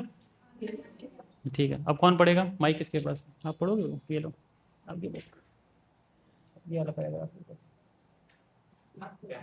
हाँ, व्यासदेव ने अपने गुरु महाराज नारद जी के आदेश अनुसार वेदांत सूत्र की रचना की, लेकिन फिर भी वे संतुष्ट नहीं हुए। यह एक लंबी कथा है जिसका वर्णन श्रीमद् भागवत में किया गया है। व्यासदेव अनेक पुराणों तथा उपनिषदों का संकलन कर लेने के बाद और यहाँ तक कि वेदांत सूत्र लिखने के बाद भी अधिक संतुष्ट नहीं थे। तब उनके गुरु नारद जी ने आदेश दिया, आप वेदांत सूत्र की व्याख्या करो। वेदांत का अर्थ है चरम ज्ञान और चरम ज्ञान कृष्ण है। कृष्ण कहते हैं कि समस्त वेदों में मनुष्य को कृष्ण को ही जानना चाहिए। वेदांत कृत वेद वेद योग जाना। कृष्ण कहते हैं मैं वेदांत का संकलन करता हूँ और वेदों का ज्ञाता भी मैं हूँ, अतः जन्म लक्ष्य तो कृष्ण है। वेदांत दर्शन के समस्त वैष्णव भाष्यों में इसकी व्याख्या की गई है। हम गौड़ीय वैष्णव का वेदांत दर्शन पर हमारा अपना भाष्य है जो गोविंद भाष्य कहलाता है और यह बलदेव विद्याभूषण द्वारा प्रणीत है। इसी प्रकार रामानुजाचार्य कृत भाष्य है और मध्वाचार्य का भी भाष्य है। शंकराचार्य का भी भाष्य एकमात्र भाष्य नहीं है। वैसे तो वेदांत के अनेक भाष्य हैं, लेकिन चूंकि वैष्णव ने वेदांत भाष्य प्रथम प्रस्तुत नहीं किया, अतः लोगों में यह गलतफहमी बनी हुई है कि शंकराचार्य द्वारा लिखित वेदांत भाष्य एकमात्र भाष्य है। इसके अतिरिक्त स्वयं वेद व्यास ने पूर्ण वेदांत भाष्य श्रीमद् भागवतम लिखा है। श्रीमद् भागवत वेदांत के प्रथम वाक्य से प्रारंभ होता है, जन्मादश्य यदा। इस जन्मादश्य यदा की पूर्ण विवेचना श्रीमद् भागवत में भी है। वेदांत सूत्र केवल इतना ही इंगित करता है कि परम सत्य या ब्रह्म क्या है। परम सत्य वे हैं जिनसे प्रत्येक वस्तु उद्भूत है, यह सारांश है। किंतु श्रीमद् भागवतम में इसकी विशद व्याख्या हुई है। यदि प्रत्येक वस्तु परम सत्य से उद्भूत है तो उन परम सत्य की प्रकृति क्या है, इसकी व्याख्या श्रीमद् भागवतम में की हुई है। परम सत्य को चेतना स्वरूप होना चाहिए, वे स्वराट स्वतः तेजमान है। हम अन्यों से ज्ञान प्राप्त करके अपने चेतना तथा ज्ञान को विकसित करते हैं, लेकिन भगवान के लिए कहा गया है कि वे स्वराट अर्थात स्वतः तेजमान है। वैदिक ज्ञान का संपूर्ण सार वेदांत सूत्र है और इस वेदांत सूत्र की व्याख्या लेखक ने स्वयं ही श्रीमद् भागवत में की है। अंत में हमारा निवेदन है कि जो लोग वास्तव में वैदिक ज्ञान की व्याख्या समझना चाहते हैं वे इसे श्रीमद् भगवत गीता के द्वारा समझने का प्रयास करें। ओके, तो इसमें बस लास्ट में जो प्रभुपाद कंक्लूजन दे रहे हैं अपने टॉक का, वो ये दे रहे हैं कि वेदों का जो पूरा का पूरा सार है, सबको अगर पूरा सार मिला दीजिएगा तो व्यास देव ने उसको वेदांत सूत्र के रूप में लिखा है। ठीक है, वेदांत सूत्र के रूप में लिखा है। और वेद शब्द से आप समझ जाएंगे, वेदांत का मतलब होता है वेद का अंत, जहाँ पे सारा वेद अंत हो जाता है, उसको सूत्र रूप में दे दिया है। करीब ये 545 सूत्र हैं जो अलग अलग पद में बटे हुए हैं। इसके अंदर हर एक प्रामाणिक संप्रदाय के आचार्य ने उस पर अपनी टीका दी हुई है। और ये महत्वपूर्ण है, अगर आपको ये प्रूव करना है कि आपका संप्रदाय कितना जेन्युइन है, तो आपके संप्रदाय में किसी आचार्य ने उस पर टीका दी होनी चाहिए, नहीं तो आपके संप्रदाय को सही नहीं माना जाएगा। तो इस पर सबसे पहले टीका दी थी शंकराचार्य ने, जिसका नाम है शरीरक भाष्य। उसके बाद रामानुजाचार्य ने उस पर टीका दी, जिसका नाम आता है श्री भाष्य, उन्होंने बोला। मध्वाचार्य ने इस पर टीका दी। लेकिन गौड़ीय संप्रदाय के अंदर ना किसी ने टीका नहीं दी थी इस पर, क्योंकि श्री चैतन्य महाप्रभु ने श्रीमद् भागवतम को मान लिया था परम प्रमाण है। क्योंकि व्यासदेव ने जो वेदांत सूत्र पे टीका की है, जो ऑथर ने टीका की है, आप समझ गए, ऑथर ने खुद ही कमेंट्री लिखी है, उसको श्रीमद् भागवतम बोलते हैं।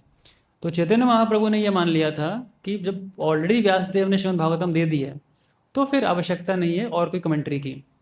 लेकिन एक बहुत बड़ा विवाद सन 1700 की शुरुआत में हुआ था, जिसमें कि जयपुर में जो रामानंदी संप्रदाय थे ना, और रामानंदी संप्रदाय आप देखते होंगे, मतलब अगर मैं श्री वैष्णव तिलक देखा होगा तो बीच में लाल रंग का तिलक होता है, साइड्स में वाइट्स होते हैं। तो अयोध्या में जाएंगे तो मोरलेस आपको रामानंदी भक्त ही मिलेंगे वहाँ पे। तो उनके सभी आचार्यों ने ये माना था कि गौड़ीय वैष्णव जो संप्रदाय है एक प्रामाणिक संप्रदाय नहीं है।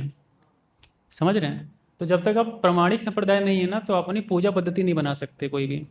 तो उस समय क्या हुआ था, गोविंद देव जी आ चुके थे जयपुर में, और राजा जय सिंह टू वो उनकी वर्शिप करते थे।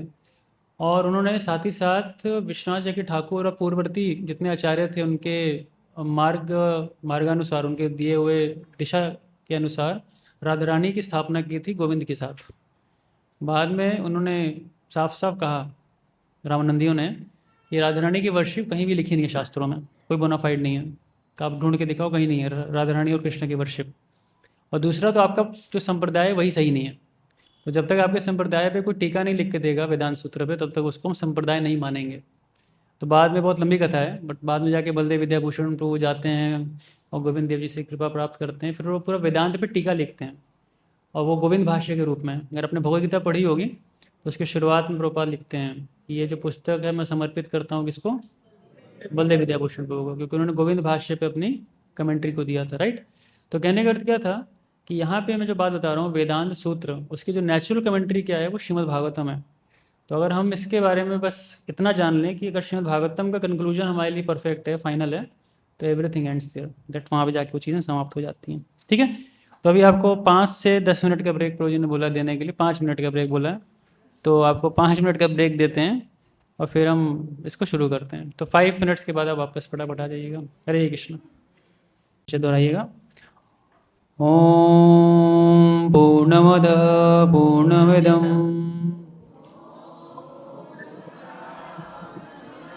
पूर्णात् पूर्णमुदच्यते पूर्णस्य पूर्णमादाय पूर्णमेवावशिष्यते। अभी देखिए शैली कैसी है इसको लिखने की। सबसे पहले तो मंत्र है ये, राइट, इन्वोकेशन मंत्र है, किसी उपनिषद के पहले आता है ये। इसमें एक ही शब्द बार बार आ रहा है, कौन सा? पूर्ण। खाली पूर्ण ही है, उसी पे सब कुछ है, आधार पूर्ण। ठीक है? तो इसकी एक बार वर्ड मीनिंग देख लेते हैं। अभी मेरे को क्षमा करिएगा, नेक्स्ट टाइम हिंदी का लेके आऊँगा, मेरे पास हिंदी की कॉपी है नहीं, तो अभी आप किसी तरह एडजस्ट कर लीजिए। आज की बात है खाली।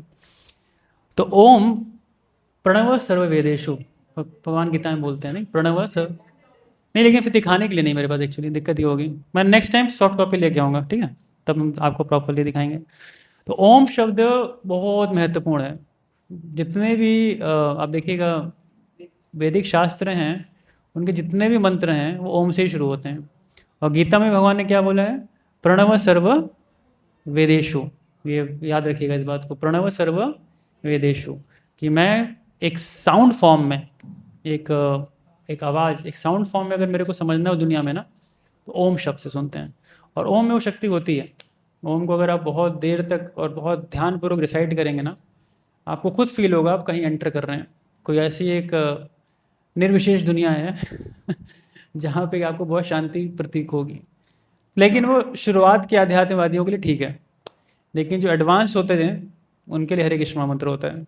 ये बहुत महत्वपूर्ण है, जानिएगा। जैसे आप अगर हरे कृष्ण मंत्र जप कर रहे हैं ना, उतने ही ध्यान से अगर जप करेंगे जितने ध्यान से आप ओम का उच्चारण करते हैं ना, आप देखिएगा वो एक अलग दुनिया में लेके जाता है आपको।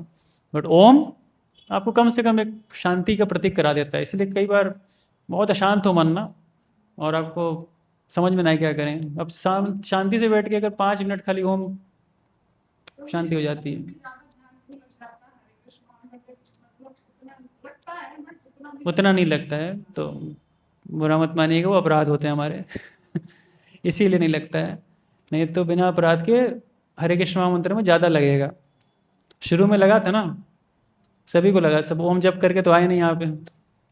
पहले सेशन में आपको ओम तो जप नहीं करवाया था ना किसी ने, यहाँ पे किसी प्रीचर ने आपको तो बोला होगा ना भाई 108 मंत्र करिए, अच्छा लगेगा, शांति आएगी, सब कुछ था ना पहले। अच्छा लगा था कि नहीं लगा था? लगा था। अब क्या होता है, अब क्यों नहीं अच्छा लगता है? हाँ, उसमें उतना ध्यान नहीं देते जितना पहले। देखो पहले लोग बहुत सिंसियर होते हैं, पहले वो कुछ भी बोलोगे करेंगे। कुछ समय के बाद जब पुराने हो जाते हैं तो फिर हर चीज़ यूज्ड टू हो जाती है। इंग्लिश में ट्रिवियल बोलते हैं उसको ना, हर चीज़ को बड़ा एक सस्ता या साधारण ले लेना, क्योंकि अब रोज़ कर रहे हैं तो सस्ती साधारण लगती है वो चीज़, है ना। तो लेकिन नहीं, उतना ध्यान से करिएगा आप, और प्रार्थना करिएगा और निरपराध करिएगा, तो हरे कृष्णा मंत्र आपको उस ब्रह्म से भी दूर ले जाएगा बहुत दूर लेके जाएगा। लेकिन ओम कम से कम आपको एक शांति की अवस्था तक लेके आएगा। आप माता जी कुछ कह रहे थे, हाथ रेस कर रहे थे, आप हाथ रेस कर रहे थे। स्वामी महाराज बोलते इस बारे में ना, कि बाद में हमें ऐसा क्यों लगता है, स्टार्टिंग में हम अच्छे से करते हैं और बाद में ऐसा क्यों लगता है, क्योंकि तब हम सीनियर को बोलते हैं सीनियर ईयर हो जाते हैं इसको सुनना शुरू करते हैं ना, तो इसके मन में ठीक बोला माता जी ने, महाराज को कोट करते हुए। तो बस सीधी सी बात यह है कि फैमिलियरिटी बहुत हो जाती है, तो हरे कृष्णा मंत्र से बहुत फैमिलियर हो जाते हैं जब ना, तो सस्ता लेते हैं। बस सीधी, बहुत सिंपल सा सिद्धांत है। आप किसी के साथ बहुत दिन फैमिलियर हो जाइए ना, फिर उसको कुछ समझते ही नहीं है, ये लगता है यार तो तो हमें ध्यान देना पड़ेगा इस बात का कि हरे कृष्ण मंत्र वो है। फिर भी वापस इस उपनिषद पे आएंगे, तो इसमें एक ही शब्द को अलग अलग संस्कृत में विभक्तियाँ होती हैं, उस विभक्तियों से प्रस्तुत किया गया है। जैसे पूर्ण, तो पूर्ण के साथ देखिएगा, पूर्ण शब्द में एक आता है पूर्णम, पूर्णात्, पूर्णस्य। ठीक, ये 3 चीज़ें होती हैं। थोड़ा सा अच्छा भेजा PDF, ओह थैंक यू। ठीक है, लेकिन मैं कल लास्ट टाइम अगली बार करते हैं इसको, तो वो ब्रेक कर जाएगा बीच में। तो पूर्ण शब्द को 3 बार, तो एक होता है पूर्णम, जब आता है इसको दूसरी विभक्ति में आता है, पूर्णात् 5वीं, और पूर्णस्य 6ठी विभक्ति में आता है। तो इन तीनों के अर्थ अलग अलग होते हैं इस प्रकार से, तो आप स्क्रीन पर ध्यान दीजिएगा। पूर्णम देखेंगे जब आप शब्द ना सेकंड लाइन में सिनोनिम्स के अंदर, तो पूर्णम means perfectly complete. It is use as a noun, एक नाउन की तरह इस्तेमाल हो रहा है पूर्णम। पूर्णात मतलब है फ्रॉम, फ्रॉम मतलब जिससे निकल रहा है कुछ, इट्स कमिंग आउट, कुछ निकल रहा है। पूर्णात 3rd लाइन में दिख रहा है आपको, इसको हाईलाइट इसलिए नहीं कर रहा मैं क्योंकि बंद हो जाता है, इसके एप्लीकेशन की दिक्कत है कुछ। तो पूर्णात 3rd लाइन के अंदर आपको दिखेगा, फ्रॉम द ऑल परफेक्ट। और 4थी लाइन में आ रहा है पूर्णस्य, पूर्णस्य मतलब ऑफ द कंप्लीट होल। बस ये इतना जान लीजिए। फिर पूर्णम पूर्णम पूर्णम बार बार आएगा। अर्थ क्या है इसका, सामने देखिएगा। The personality of God is perfect and complete, and because He is completely perfect, all emanations from Him, such as the phenomenal world, are perfectly equipped as complete wholes. Whatever is produced of the complete whole is also complete in itself, because He is the complete whole. Even though so many complete units emanate from Him, He remains the complete balance. सरल अर्थों में क्या है कि भगवान पूर्ण है, पहली चीज़ तो ये समझ लीजिए। उस पूर्ण भगवान से कोई भी चीज़ निकलती है ना, वो अपने आप में पूर्ण होती है। ठीक, लेकिन अगर पूर्ण से पूर्ण निकल जाएगा तो पीछे क्या रह जाएगा, 0, वो भी पूर्ण है। सबसे इंटरेस्टिंग बात यह है, आप समझ रहे हैं, सिंपल इक्वेशन है ना, कि अगर 1 में से 1 माइनस कर दीजिए क्या आएगा, 0 हो जाएगा। हमारी इक्वेशन, मैथ्स की इक्वेशन अगर देखें तो सिंपल इक्वेशन ये हो जाएगी ना, शो यू, अगर आप इसमें सिंपल चीज़ कर लीजिए कि 1 में से 1 माइनस 1, यह नॉर्मल इक्वेशन में 0 हो गई ना, 1 माइनस 1 इज 0, बट यहाँ डिफरेंट है। यहाँ अगर 1 में से भी 1 निकल जाए तो ये 1 ही रहेगा। देखो सॉल्व आ रहा है अपने आप ही 1 माइनस 1 इक्वल्स टू, ये है इक्वेशन। अब ये बहुत डीप बात है, इसके ऊपर बहुत सारे सिद्धांत आधारित हैं। पूर्ण भगवान से जो संसार निकलता है वो पूर्ण होता है, इस संसार के अंदर कोई कमी नहीं है। अब मैं आपको ऐसा क्वेश्चन दूंगा जो आपको कंफ्यूज करेगा। अब सुनो, पहले बता रहा हूँ कंफ्यूज करेगा, और आंसर भी आप ही को देना है। एक बार बहुत पहले मैं एक क्लास दे रहा था एक स्टूडेंट को, तो मैंने, उसने बड़ा अच्छा प्रश्न पूछा मेरे से। वो प्रश्न मैं आपसे पूछूंगा, फिर जवाब आपसे ही लूँगा, दोनों चीज़ें। उसने बोला कि सर, हम देखते हैं कि इतनी दुनिया में कमियां हैं, संसार के अंदर कमियां देखते हैं ना, गरीबी है, चोरी है, भ्रष्टाचार है, लोगों का शोषण है ना, बीमारियां हैं, बुढ़ापा है, मृत्यु है, कितनी बुराइयां, कितनी कमियां हैं इस दुनिया के अंदर, कितनी कमियां हैं ना। तो जब इतनी कमियां हैं संसार के अंदर, तो कहीं ना कहीं ये संसार पूर्ण नहीं है अपने आप में। भाई कमियां हैं तो पूर्ण कैसे हुआ? इतनी सारी कमियां हैं तो संसार क्या है? अपूर्ण है। और आप कह रहे हो पूर्ण है, तो इसका क्या जवाब होगा? बताइए आप लोग जी, सब लोग ट्राई करिए। हाँ, से और हमारी क्वांटिटी में डिफरेंस है। नहीं, बड़ा सिंपल है, मैं इस लॉजिक से लॉजिक कट करना है आपको। संसार में इतनी अपूर्णताएं दिखती है ना, तो आप कैसे कह रहे हो पूर्ण है संसार? कोई ना कोई ढूंढ तो रहा है। वो नहीं क्या मेरे को साफ साफ दिख रहा है ना, इतनी बीमारी है, भ्रष्टाचार है, चोरी है, गरीबी है, पता नहीं क्या क्या दुनिया में है, और इतनी अपूर्णताएं हैं, और आप कह रहे हो पूर्ण है। एक एक करके हाँ।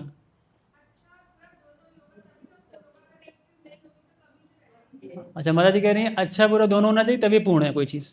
ये बड़ी खतरनाक फिलॉसफी है, ये आप बोल के फंस जाओगे। प्रभुपाद जी सुख दुख को लेके कहते थे संसार में, कई लोग कहते थे ना दुख होना जरूरी है तभी सुख का अनुभव आएगा। तो प्रभुपाद कहते थे ठीक है, तुम मेरे पास आओ, मैं तुम्हें घींच घींच के लाते मारता हूँ, जब मैं लाते मारना छोड़ दूंगा तब तुम सुख की अनुभूति करना। कैसा लगा फिलॉसफी? गलत है ना? तो सुख दुख कुछ है नहीं हमारे पास तो बोलना पड़ता है टू बी वेरी ट्रू, क्योंकि दुख का इलाज नहीं है इसलिए बोलना पड़ता है चलो जी सुख दुख है, इसको एडजस्ट करके चलाओ। लेकिन वास्तविक रूप से आपसे बताइए 24 घंटे में कितने घंटे आप सुखी रहना चाहेंगे? 1 घंटे?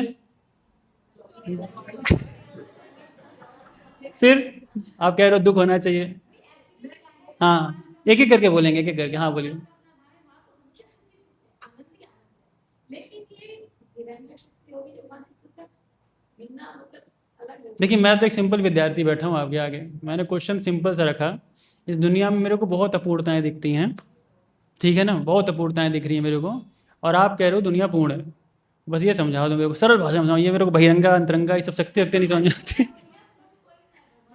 नहीं, फिर तो ये श्लोक ही गलत हो गया पूरा ये दुनिया पूर्ण है, यही ये वर्ष है, ये इक्वेशन देख लीजिए, दुनिया पूर्ण है अपने आप में।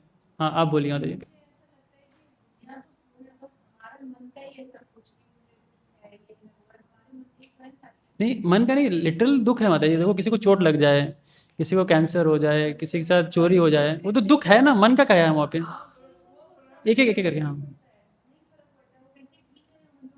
नहीं नहीं नहीं पड़ता, अभी अभी सड़क पे जाएंगे चोट लग जाएगी हमें, फिर क्या होगा? नहीं नहीं लगती है ना भाई, दुख तो होता है कि नहीं होता है? पूर्ण है ठीक है, कुछ हद तक ठीक है, आप माइंड पे कह रही हैं सब इल्यूजन है, लेकिन है नहीं। हाँ, अरे बाप रे, मैं तो बिल्कुल नहीं समझ में आता ये सब, मेरे को तो बिल्कुल ये शब्द नहीं समझ में आते, प्रारब्ध और बहिरंगा शक्ति, अंतरंगा शक्ति, सब बाउंसर है मेरे लिए, सिंपल भाषा में। हाँ पीछे माता जी, लास्ट। हाँ, क्वालिटी वाइज हमारा हमारा अरे बाप रे, नहीं नहीं नहीं नहीं नहीं एक घंटे। हाँ आगे। जो भगवान से आए वो सब कुछ पूर्ण है, प्रकृति पूर्ण है, ठीक है ना। लेकिन जो मनुष्य बनाता है या जो अपने लिए चीजों को डेवलप करता है अपनी फैसिलिटी के लिए, उन्हीं से हम लोग दुखी हैं। नहीं नहीं, अब मान लीजिए मनुष्य बना रहा है, ठीक है ना, लेकिन बिना मनुष्य के भी तो दुख है जीवन में। मृत्यु तो मनुष्य ने नहीं बनाई, मृत्यु तो मनुष्य ने नहीं बनाई ना। लेके आए थे ना, तभी तो भगवान- नहीं नहीं, मृत्यु मनुष्य ने नहीं बनाई, दुख है, मृत्यु का दुख होता है ना, फिर मनुष्य जिम्मेदार नहीं है इसके लिए। फिर भी मैं कह रहा हूँ सृष्टि पूर्ण है अपने आप। आप बोलिए बताइए।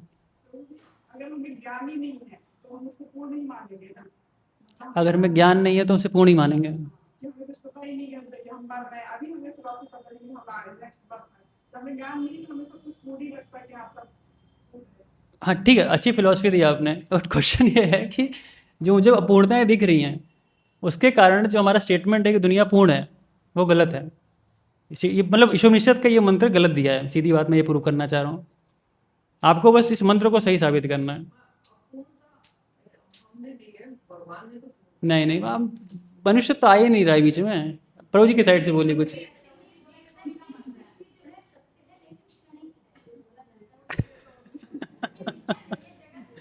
और प्रभु जी की साइड, रुकिए रुकिए माता जी, अब साइड बंद रहेगा, इधर से शुरू करेंगे। प्रभु जी लोग कुछ बोल नहीं रहे हैं। हाँ यस। मतलब भोग के लिए पूर्ण नहीं है, कर्म फल करके भगवान की तपस्या करके भगवान की तरफ जाने के बहुत लिए- बहुत करीब है, बहुत करीब है। 90% आंसर कर दिया आपने। बहुत अच्छा। बस 10% बचा है, कोई अगर थोड़ा सा पूरा इन्हीं की बात को बस थोड़ा और बढ़ाना है बस आपको। काफ़ी करीब इन्होंने पूरा किया इसको।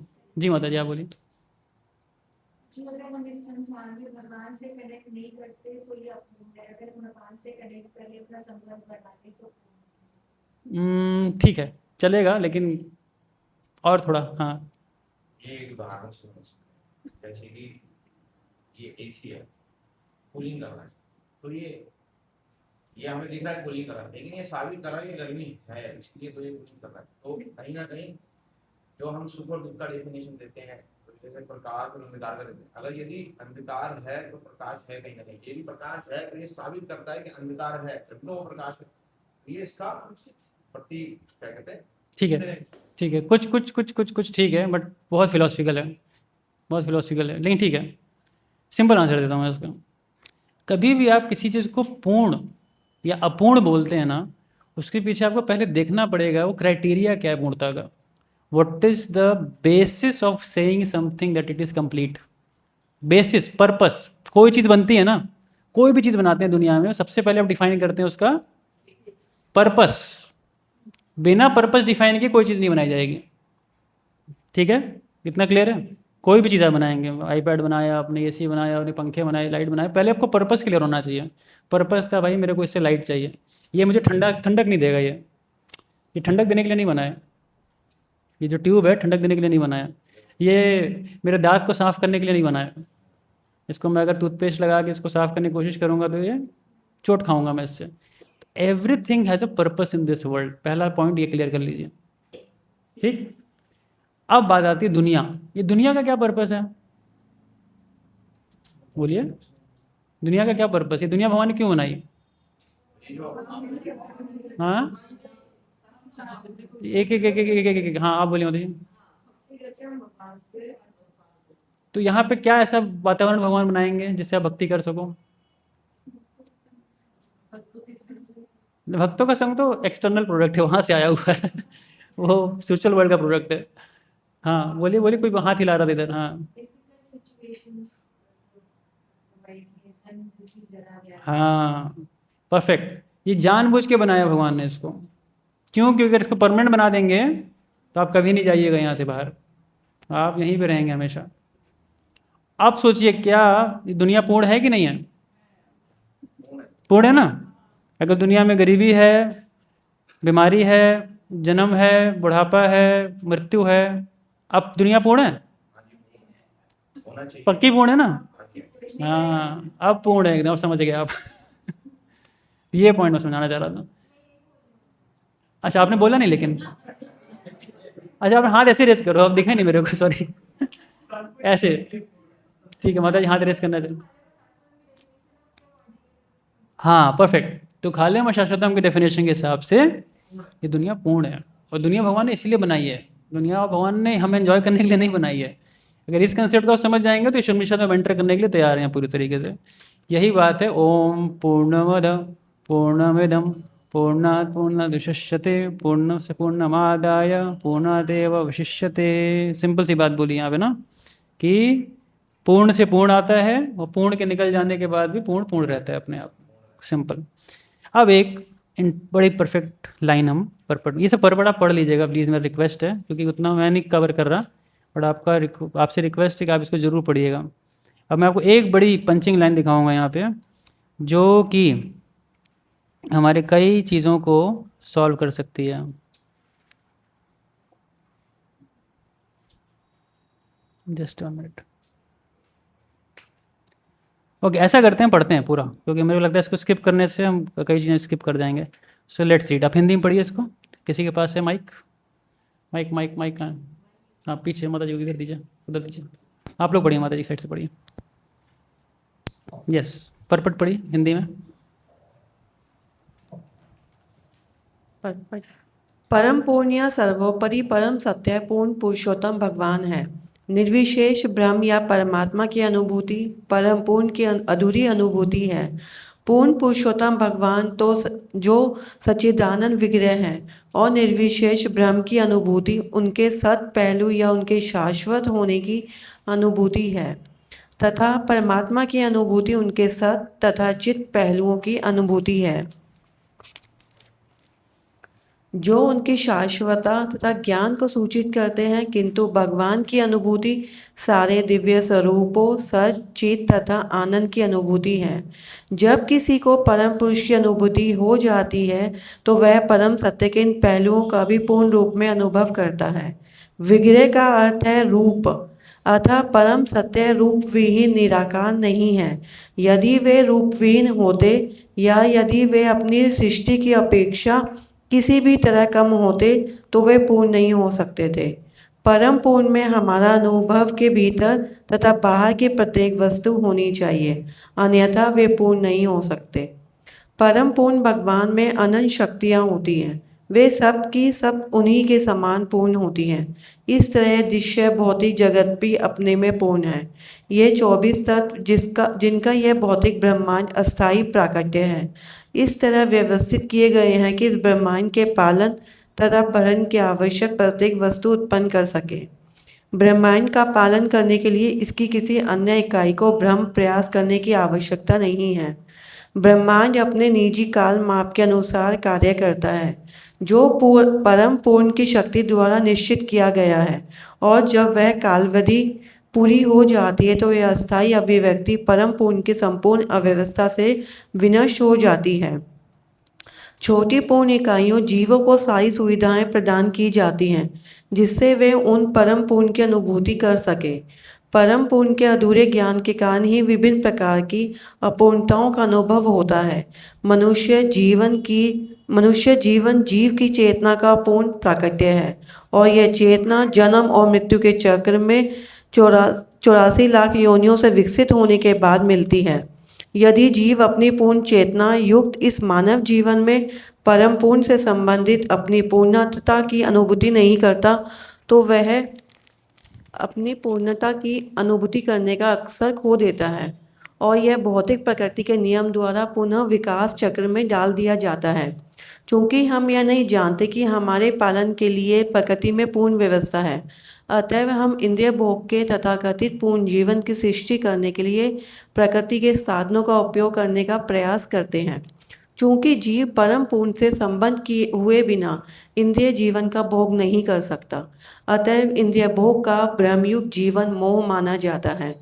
शरीर का हाथ तभी तक पूर्ण इकाई है जब तक वह संपूर्ण शरीर से जुड़ा हुआ रहता है। जब हाथ को शरीर से काट कर अलग कर दिया जाता है तो वह हाथ की तरह प्रतीत तो होता है, लेकिन वस्तुतः उसमें हाथ की एक भी शक्ति नहीं रहती।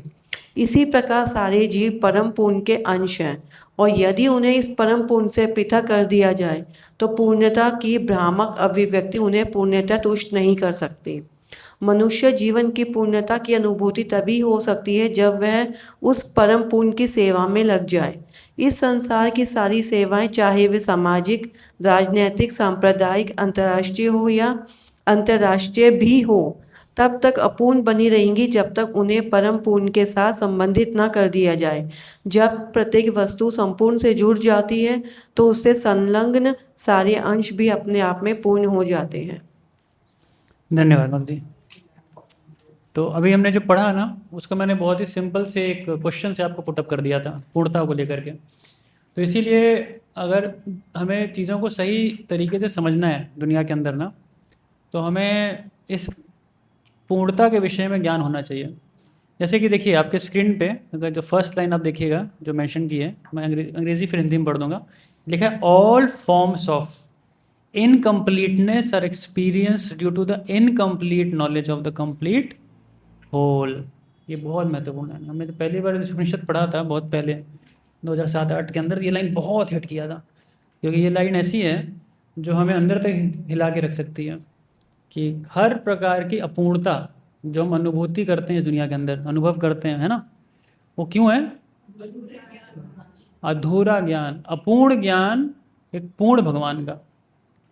जब तक अपूर्णता रहेंगी ना, अपूर्ण ज्ञान रहेगा, तब तक वो नहीं है। और ईशोपनिषद उसी अपूर्ण ज्ञान को दूर करता है। ईशोपनिषद का लक्ष्य यही है। तो ईशोपनिषद के अंदर अगर आप बहुत और मोटे मोटे शब्दों में समझना चाहें ना, तो ये ईशोपनिषद का जो पहला अक्षर है ना, ईश का मतलब होता है परम सत्य जो कि इस दुनिया को कंट्रोल करता है। ईश परम सत्य के बहुत सारे फंक्शंस होते हैं, बहुत सारे कार्य होते हैं। उनमें से एक प्रमुख कार्य है उनका इस दुनिया को कंट्रोल करना। Controller, is a controller in this world. ये दुनिया उनकी संपत्ति है। ये सबसे इंपॉर्टेंट चीज़ है, इसको जानना।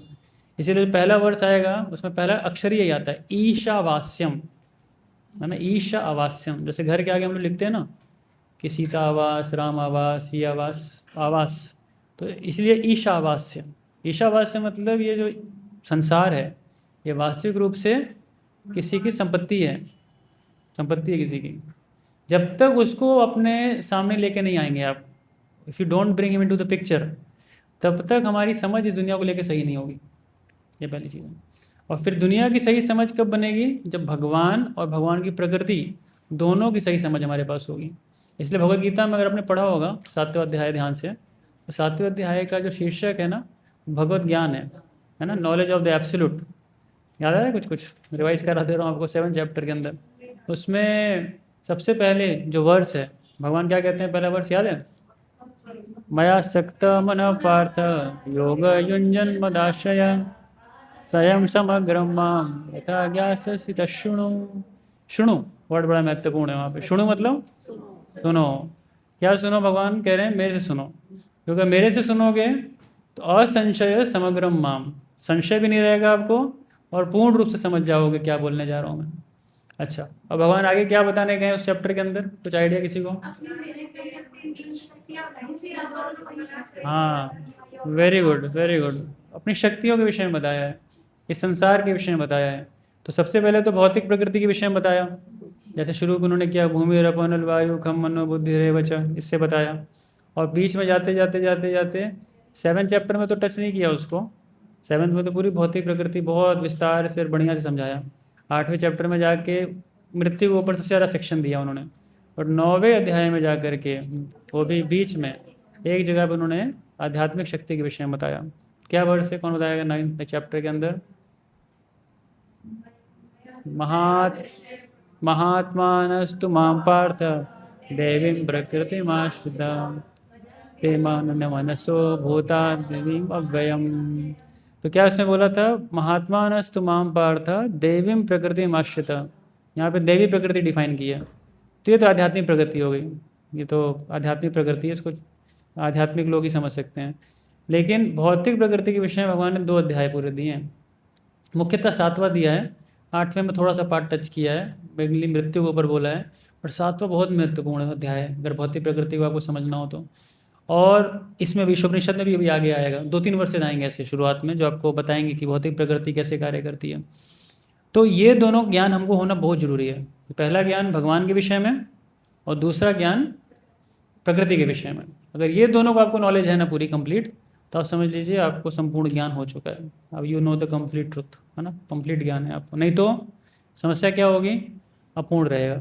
और जब तक अपूर्णता रहेगी ना, तब तक हम अंदर से अपूर्ण फील करेंगे। हमारी अपूर्णता इस दुनिया की जाएगी नहीं जब तक हम अपूर्ण ज्ञान के अंदर रहेंगे। तो we have to get that complete knowledge, है ना, पूर्ण ज्ञान की ओर जाना है। ठीक है, तो इसके अंदर फिर प्रभुपाद एम्फोसाइज करते हुए पर्पट के अंदर बताते हैं कि मनुष्य जीवन बहुत ही दुर्लभ है और इस दुर्लभ मनुष्य जीवन के अंदर हमें कोशिश करना चाहिए जल्द से जल्द भगवान का साक्षात्कार करने के लिए। तो मंत्रवन हम आज शुरू कर देंगे, थोड़ा सा कवर करेंगे और फिर देखते हैं आगे नेक्स्ट वीक में कवर करेंगे इसको। सो मंत्रवन, पहला मंत्र ऑफ ईशोपनिषद। ठीक है, अब मेरे पीछे पीछे दोहराइएगा। ईशावास्यम इदं सर्वं यत्किंचित् जगत्यां जगत् तेना त्यक्तेन भुञ्जिता मा गृधः कस्य सिद्धनम्। तो एक एक शब्द पे आ जाते हैं। ईश का मैंने अर्थ बताया आपको, भगवान स्वयं होते हैं। ईश मतलब भगवान को बोलते हैं। और आवास्यम, आवास्यम मतलब पूर्ण रूप से इस सृष्टि को नियंत्रित कर रहे हैं भगवान। ठीक है ना। फिर इदम, इदम मतलब इस संसार की बात हो रही है। सर्वम, हर जगह व्याप्त है। यत किंच जगत्याम जगत, तो कह रहे हैं कुछ भी संसार के अंदर आप देखो, कुछ भी। किंचित मतलब समझते ना, किंचित, किंच मतलब थोड़ा सा भी, और एक कुछ भाषा होती है कुछ भी। इस संसार के अंदर कुछ भी, ऐसे भाषा समझ लो आप। इस संसार के अंदर कुछ भी आप देखते हो वो सब भगवान के द्वारा कंट्रोल्ड है। जैसे हम लोग आम भाषा में कहते हैं ना, पत्ता पत्ता भी भगवान की इच्छा से नहीं हिलता है, वही बात यहाँ पे बोला जा रहा है। किंचित, थोड़ा सा भी, है ना। इस संसार के अंदर एक कोई वस्तु नहीं है जो भगवान से स्वतंत्र हो। अब हमारा क्या रिस्पॉन्सिबिलिटी है, व्हाट इज़ अवर रिस्पॉन्सिबिलिटी, हमारी जिम्मेदारी क्या है संसार को लेकर, ये तीसरी लाइन में क्लियर होता है। क्या लिखा है, तेना त्यक्तेन भुंजिता मा गृधः कस्य सिद्धनम। तो त्यक्तेना वर्ड बड़ा महत्वपूर्ण है। त्यक्तेना का मतलब है कि हम सब के लिए कोटा डिफाइन कर दिया गया है, सबका कोटा लिख दिया गया है, भाई इतना ही मिलेगा। कोटा हो जाता है ना, सबको जब रेशनिंग करते हैं, कोटा करते हैं, तो बता देते हैं कि भाई इतना ही आपके नसीब में, इतने उसमें। ये ईशोपनिषद का पहला वर्ष है, इतना कोटा आपको दे दिया गया है। तेना त्यक्तेना। भुंजिता, भुंजिता का मतलब क्या होता है, भुंजिता मतलब भोगना, विलास करना। घर में भुजिया बनाते हैं ना, आलू की भुजिया बनाते हैं, भिंडी की भुजिया बनाते हैं, तो भुजिया शब्द आई कहाँ से, भूजने से आई ना। क्यों भूजते हैं बताइए, माताएं बता सकती हैं। क्यों एक एक घंटे तक उस भिंडी को, आलू को भूंज रहे हैं बैठ के। हाँ, स्वाद अच्छा आएगा, टेस्ट अच्छा आएगा। नहीं, उबाल के खाएंगे उसका टेस्ट नहीं आता है, लेकिन भून के खाएंगे तो ये भुंजिता है। इसीलिए संसार में उतना ही भूंजिए जितना कोटा आपको दिया गया है, उससे ज़्यादा मत भूंजिए। वो तो जलेगा ही जलेगा, आप जलेंगे अलग है वो। ठीक है, आप भी जल जाइएगा, समझिए बात को। अगर आप अपने कोटे से ज़्यादा भूंजेंगे तो आप जल जाएंगे, याद रखिएगा इस बात को। नेक्स्ट वर्ष में से वार्निंग आएगी, ये वार्निंग मैंने पहले बता दिया आपको ये। हाँ बताइए, कुछ प्रश्न है?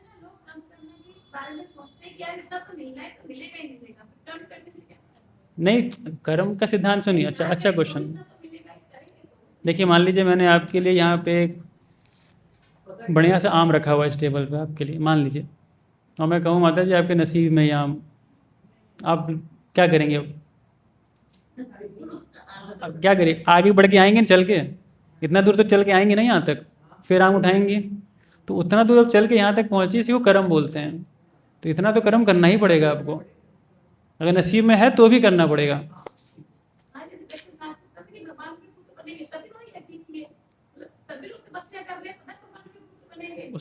करना पड़ेगा, नसीब में अगर लिखा भी है ना आपके तो भी करना पड़ेगा।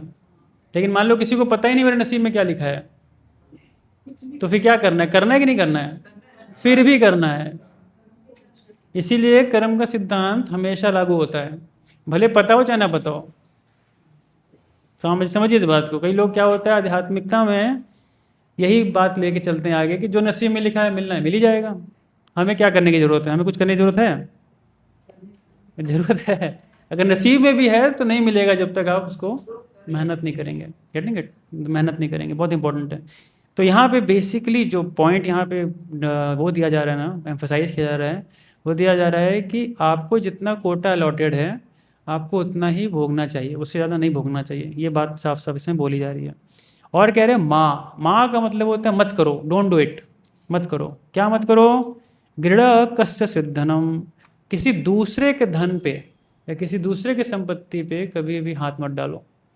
सीधी बात सोचिए, उपनिषद का पहला वर्ष यही कहता है, क्योंकि ये आपको क्या करेगा? कर्म बंधन में फंसेगा। और भगवान शुरू से बता के चल रहे हैं इस बात को कि भाई अगर कर्म बंधन से बचना है तो दूसरों की संपत्ति पे हाथ मत डालो। सिंपल क्या करो? अपने को जो कोटा में मिला है ना उसको। अब सबसे बड़ा डेफिनेशन ये आएगा हमारे आगे, हमारा कोटा क्या है फिर? हाँ, आपका भी क्वेश्चन, सबका क्वेश्चन यही है कि हमें कैसे पता चलेगा कि हमारा कोटा क्या है। ठीक है, इसके लिए हम लोग पढ़ पढ़ेंगे और फिर कोटा देखेंगे कितना कितना कोटा सबको लिखा गया है। तो अब पढ़िए, हिंदी में पढ़िए। कहाँ पे आप पढ़ो, इनके पास माइक है माता जी, हाँ पढ़िए।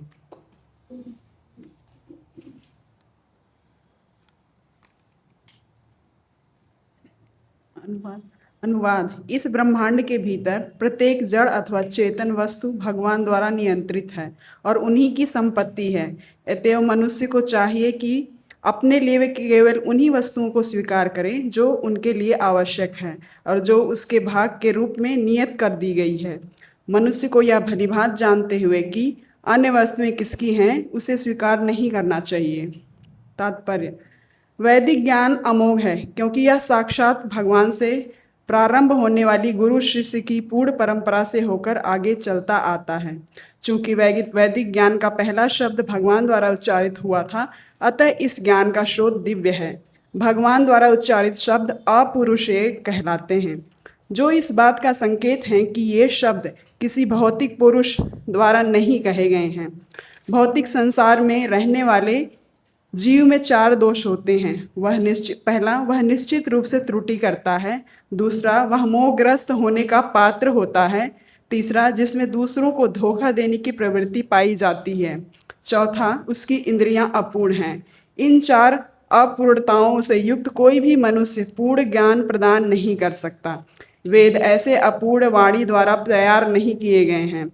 वैदिक ज्ञान सर्वप्रथम भगवान द्वारा प्रथम सृजित जीव ब्रह्मा के हृदय में प्रदान किया गया और ब्रह्मा ने इस ज्ञान को आगे अपने पुत्रों शिष्यों में प्रसारित किया, जो इस ज्ञान को अनादिकाल से हस्तांतरित करते चले आ रहे हैं। चूंकि भगवान पूर्णम सब प्रकार से पूर्ण हैं, अतः उन पर भौतिक प्रकृति के नियम लागू होने की कोई संभावना नहीं है, क्योंकि नियम उनके नियंत्रण में रहते हैं। लेकिन जीव तथा जड़ पदार्थ दोनों प्रकृति के नियमों द्वारा और अंततः भगवान की शक्ति द्वारा नियंत्रित होते हैं। यह ईशोपनिषद यजुर्वेद का अंश है। फलस्वरूप इसमें उस ब्रह्मांड में स्थित समस्त वस्तुओं के स्वामित्व के विषय में जानकारी मिलती है।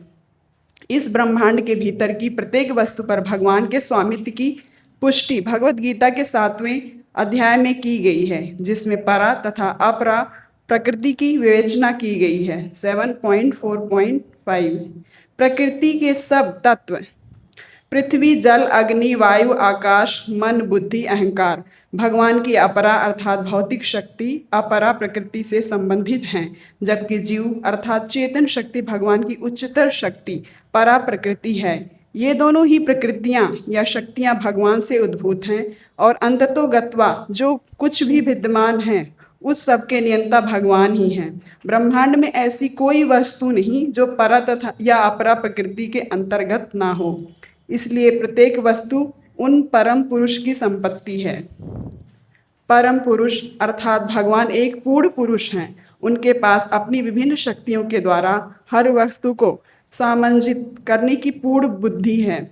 परम पुरुष की तुलना बहुधा अग्नि से की जाती है और प्रत्येक जड़ तथा चेतन वस्तु की तुलना अग्नि के ताप तथा प्रकाश से की जाती है। अग्नि जिस प्रकार ताप तथा प्रकाश के रूप में अपनी शक्ति का वितरण करती है, उसी प्रकार भगवान के सभी विभिन्न प्रकारों से अपनी शक्ति का प्रदर्शन करते हैं। इस प्रकार वे परम नियंता और सभी के पालक तथा आदेशक हैं। वे सभी शक्तियों के स्वामी, प्रत्येक वस्तु के परम ज्ञाता, हर एक को लाभ देने वाले हैं।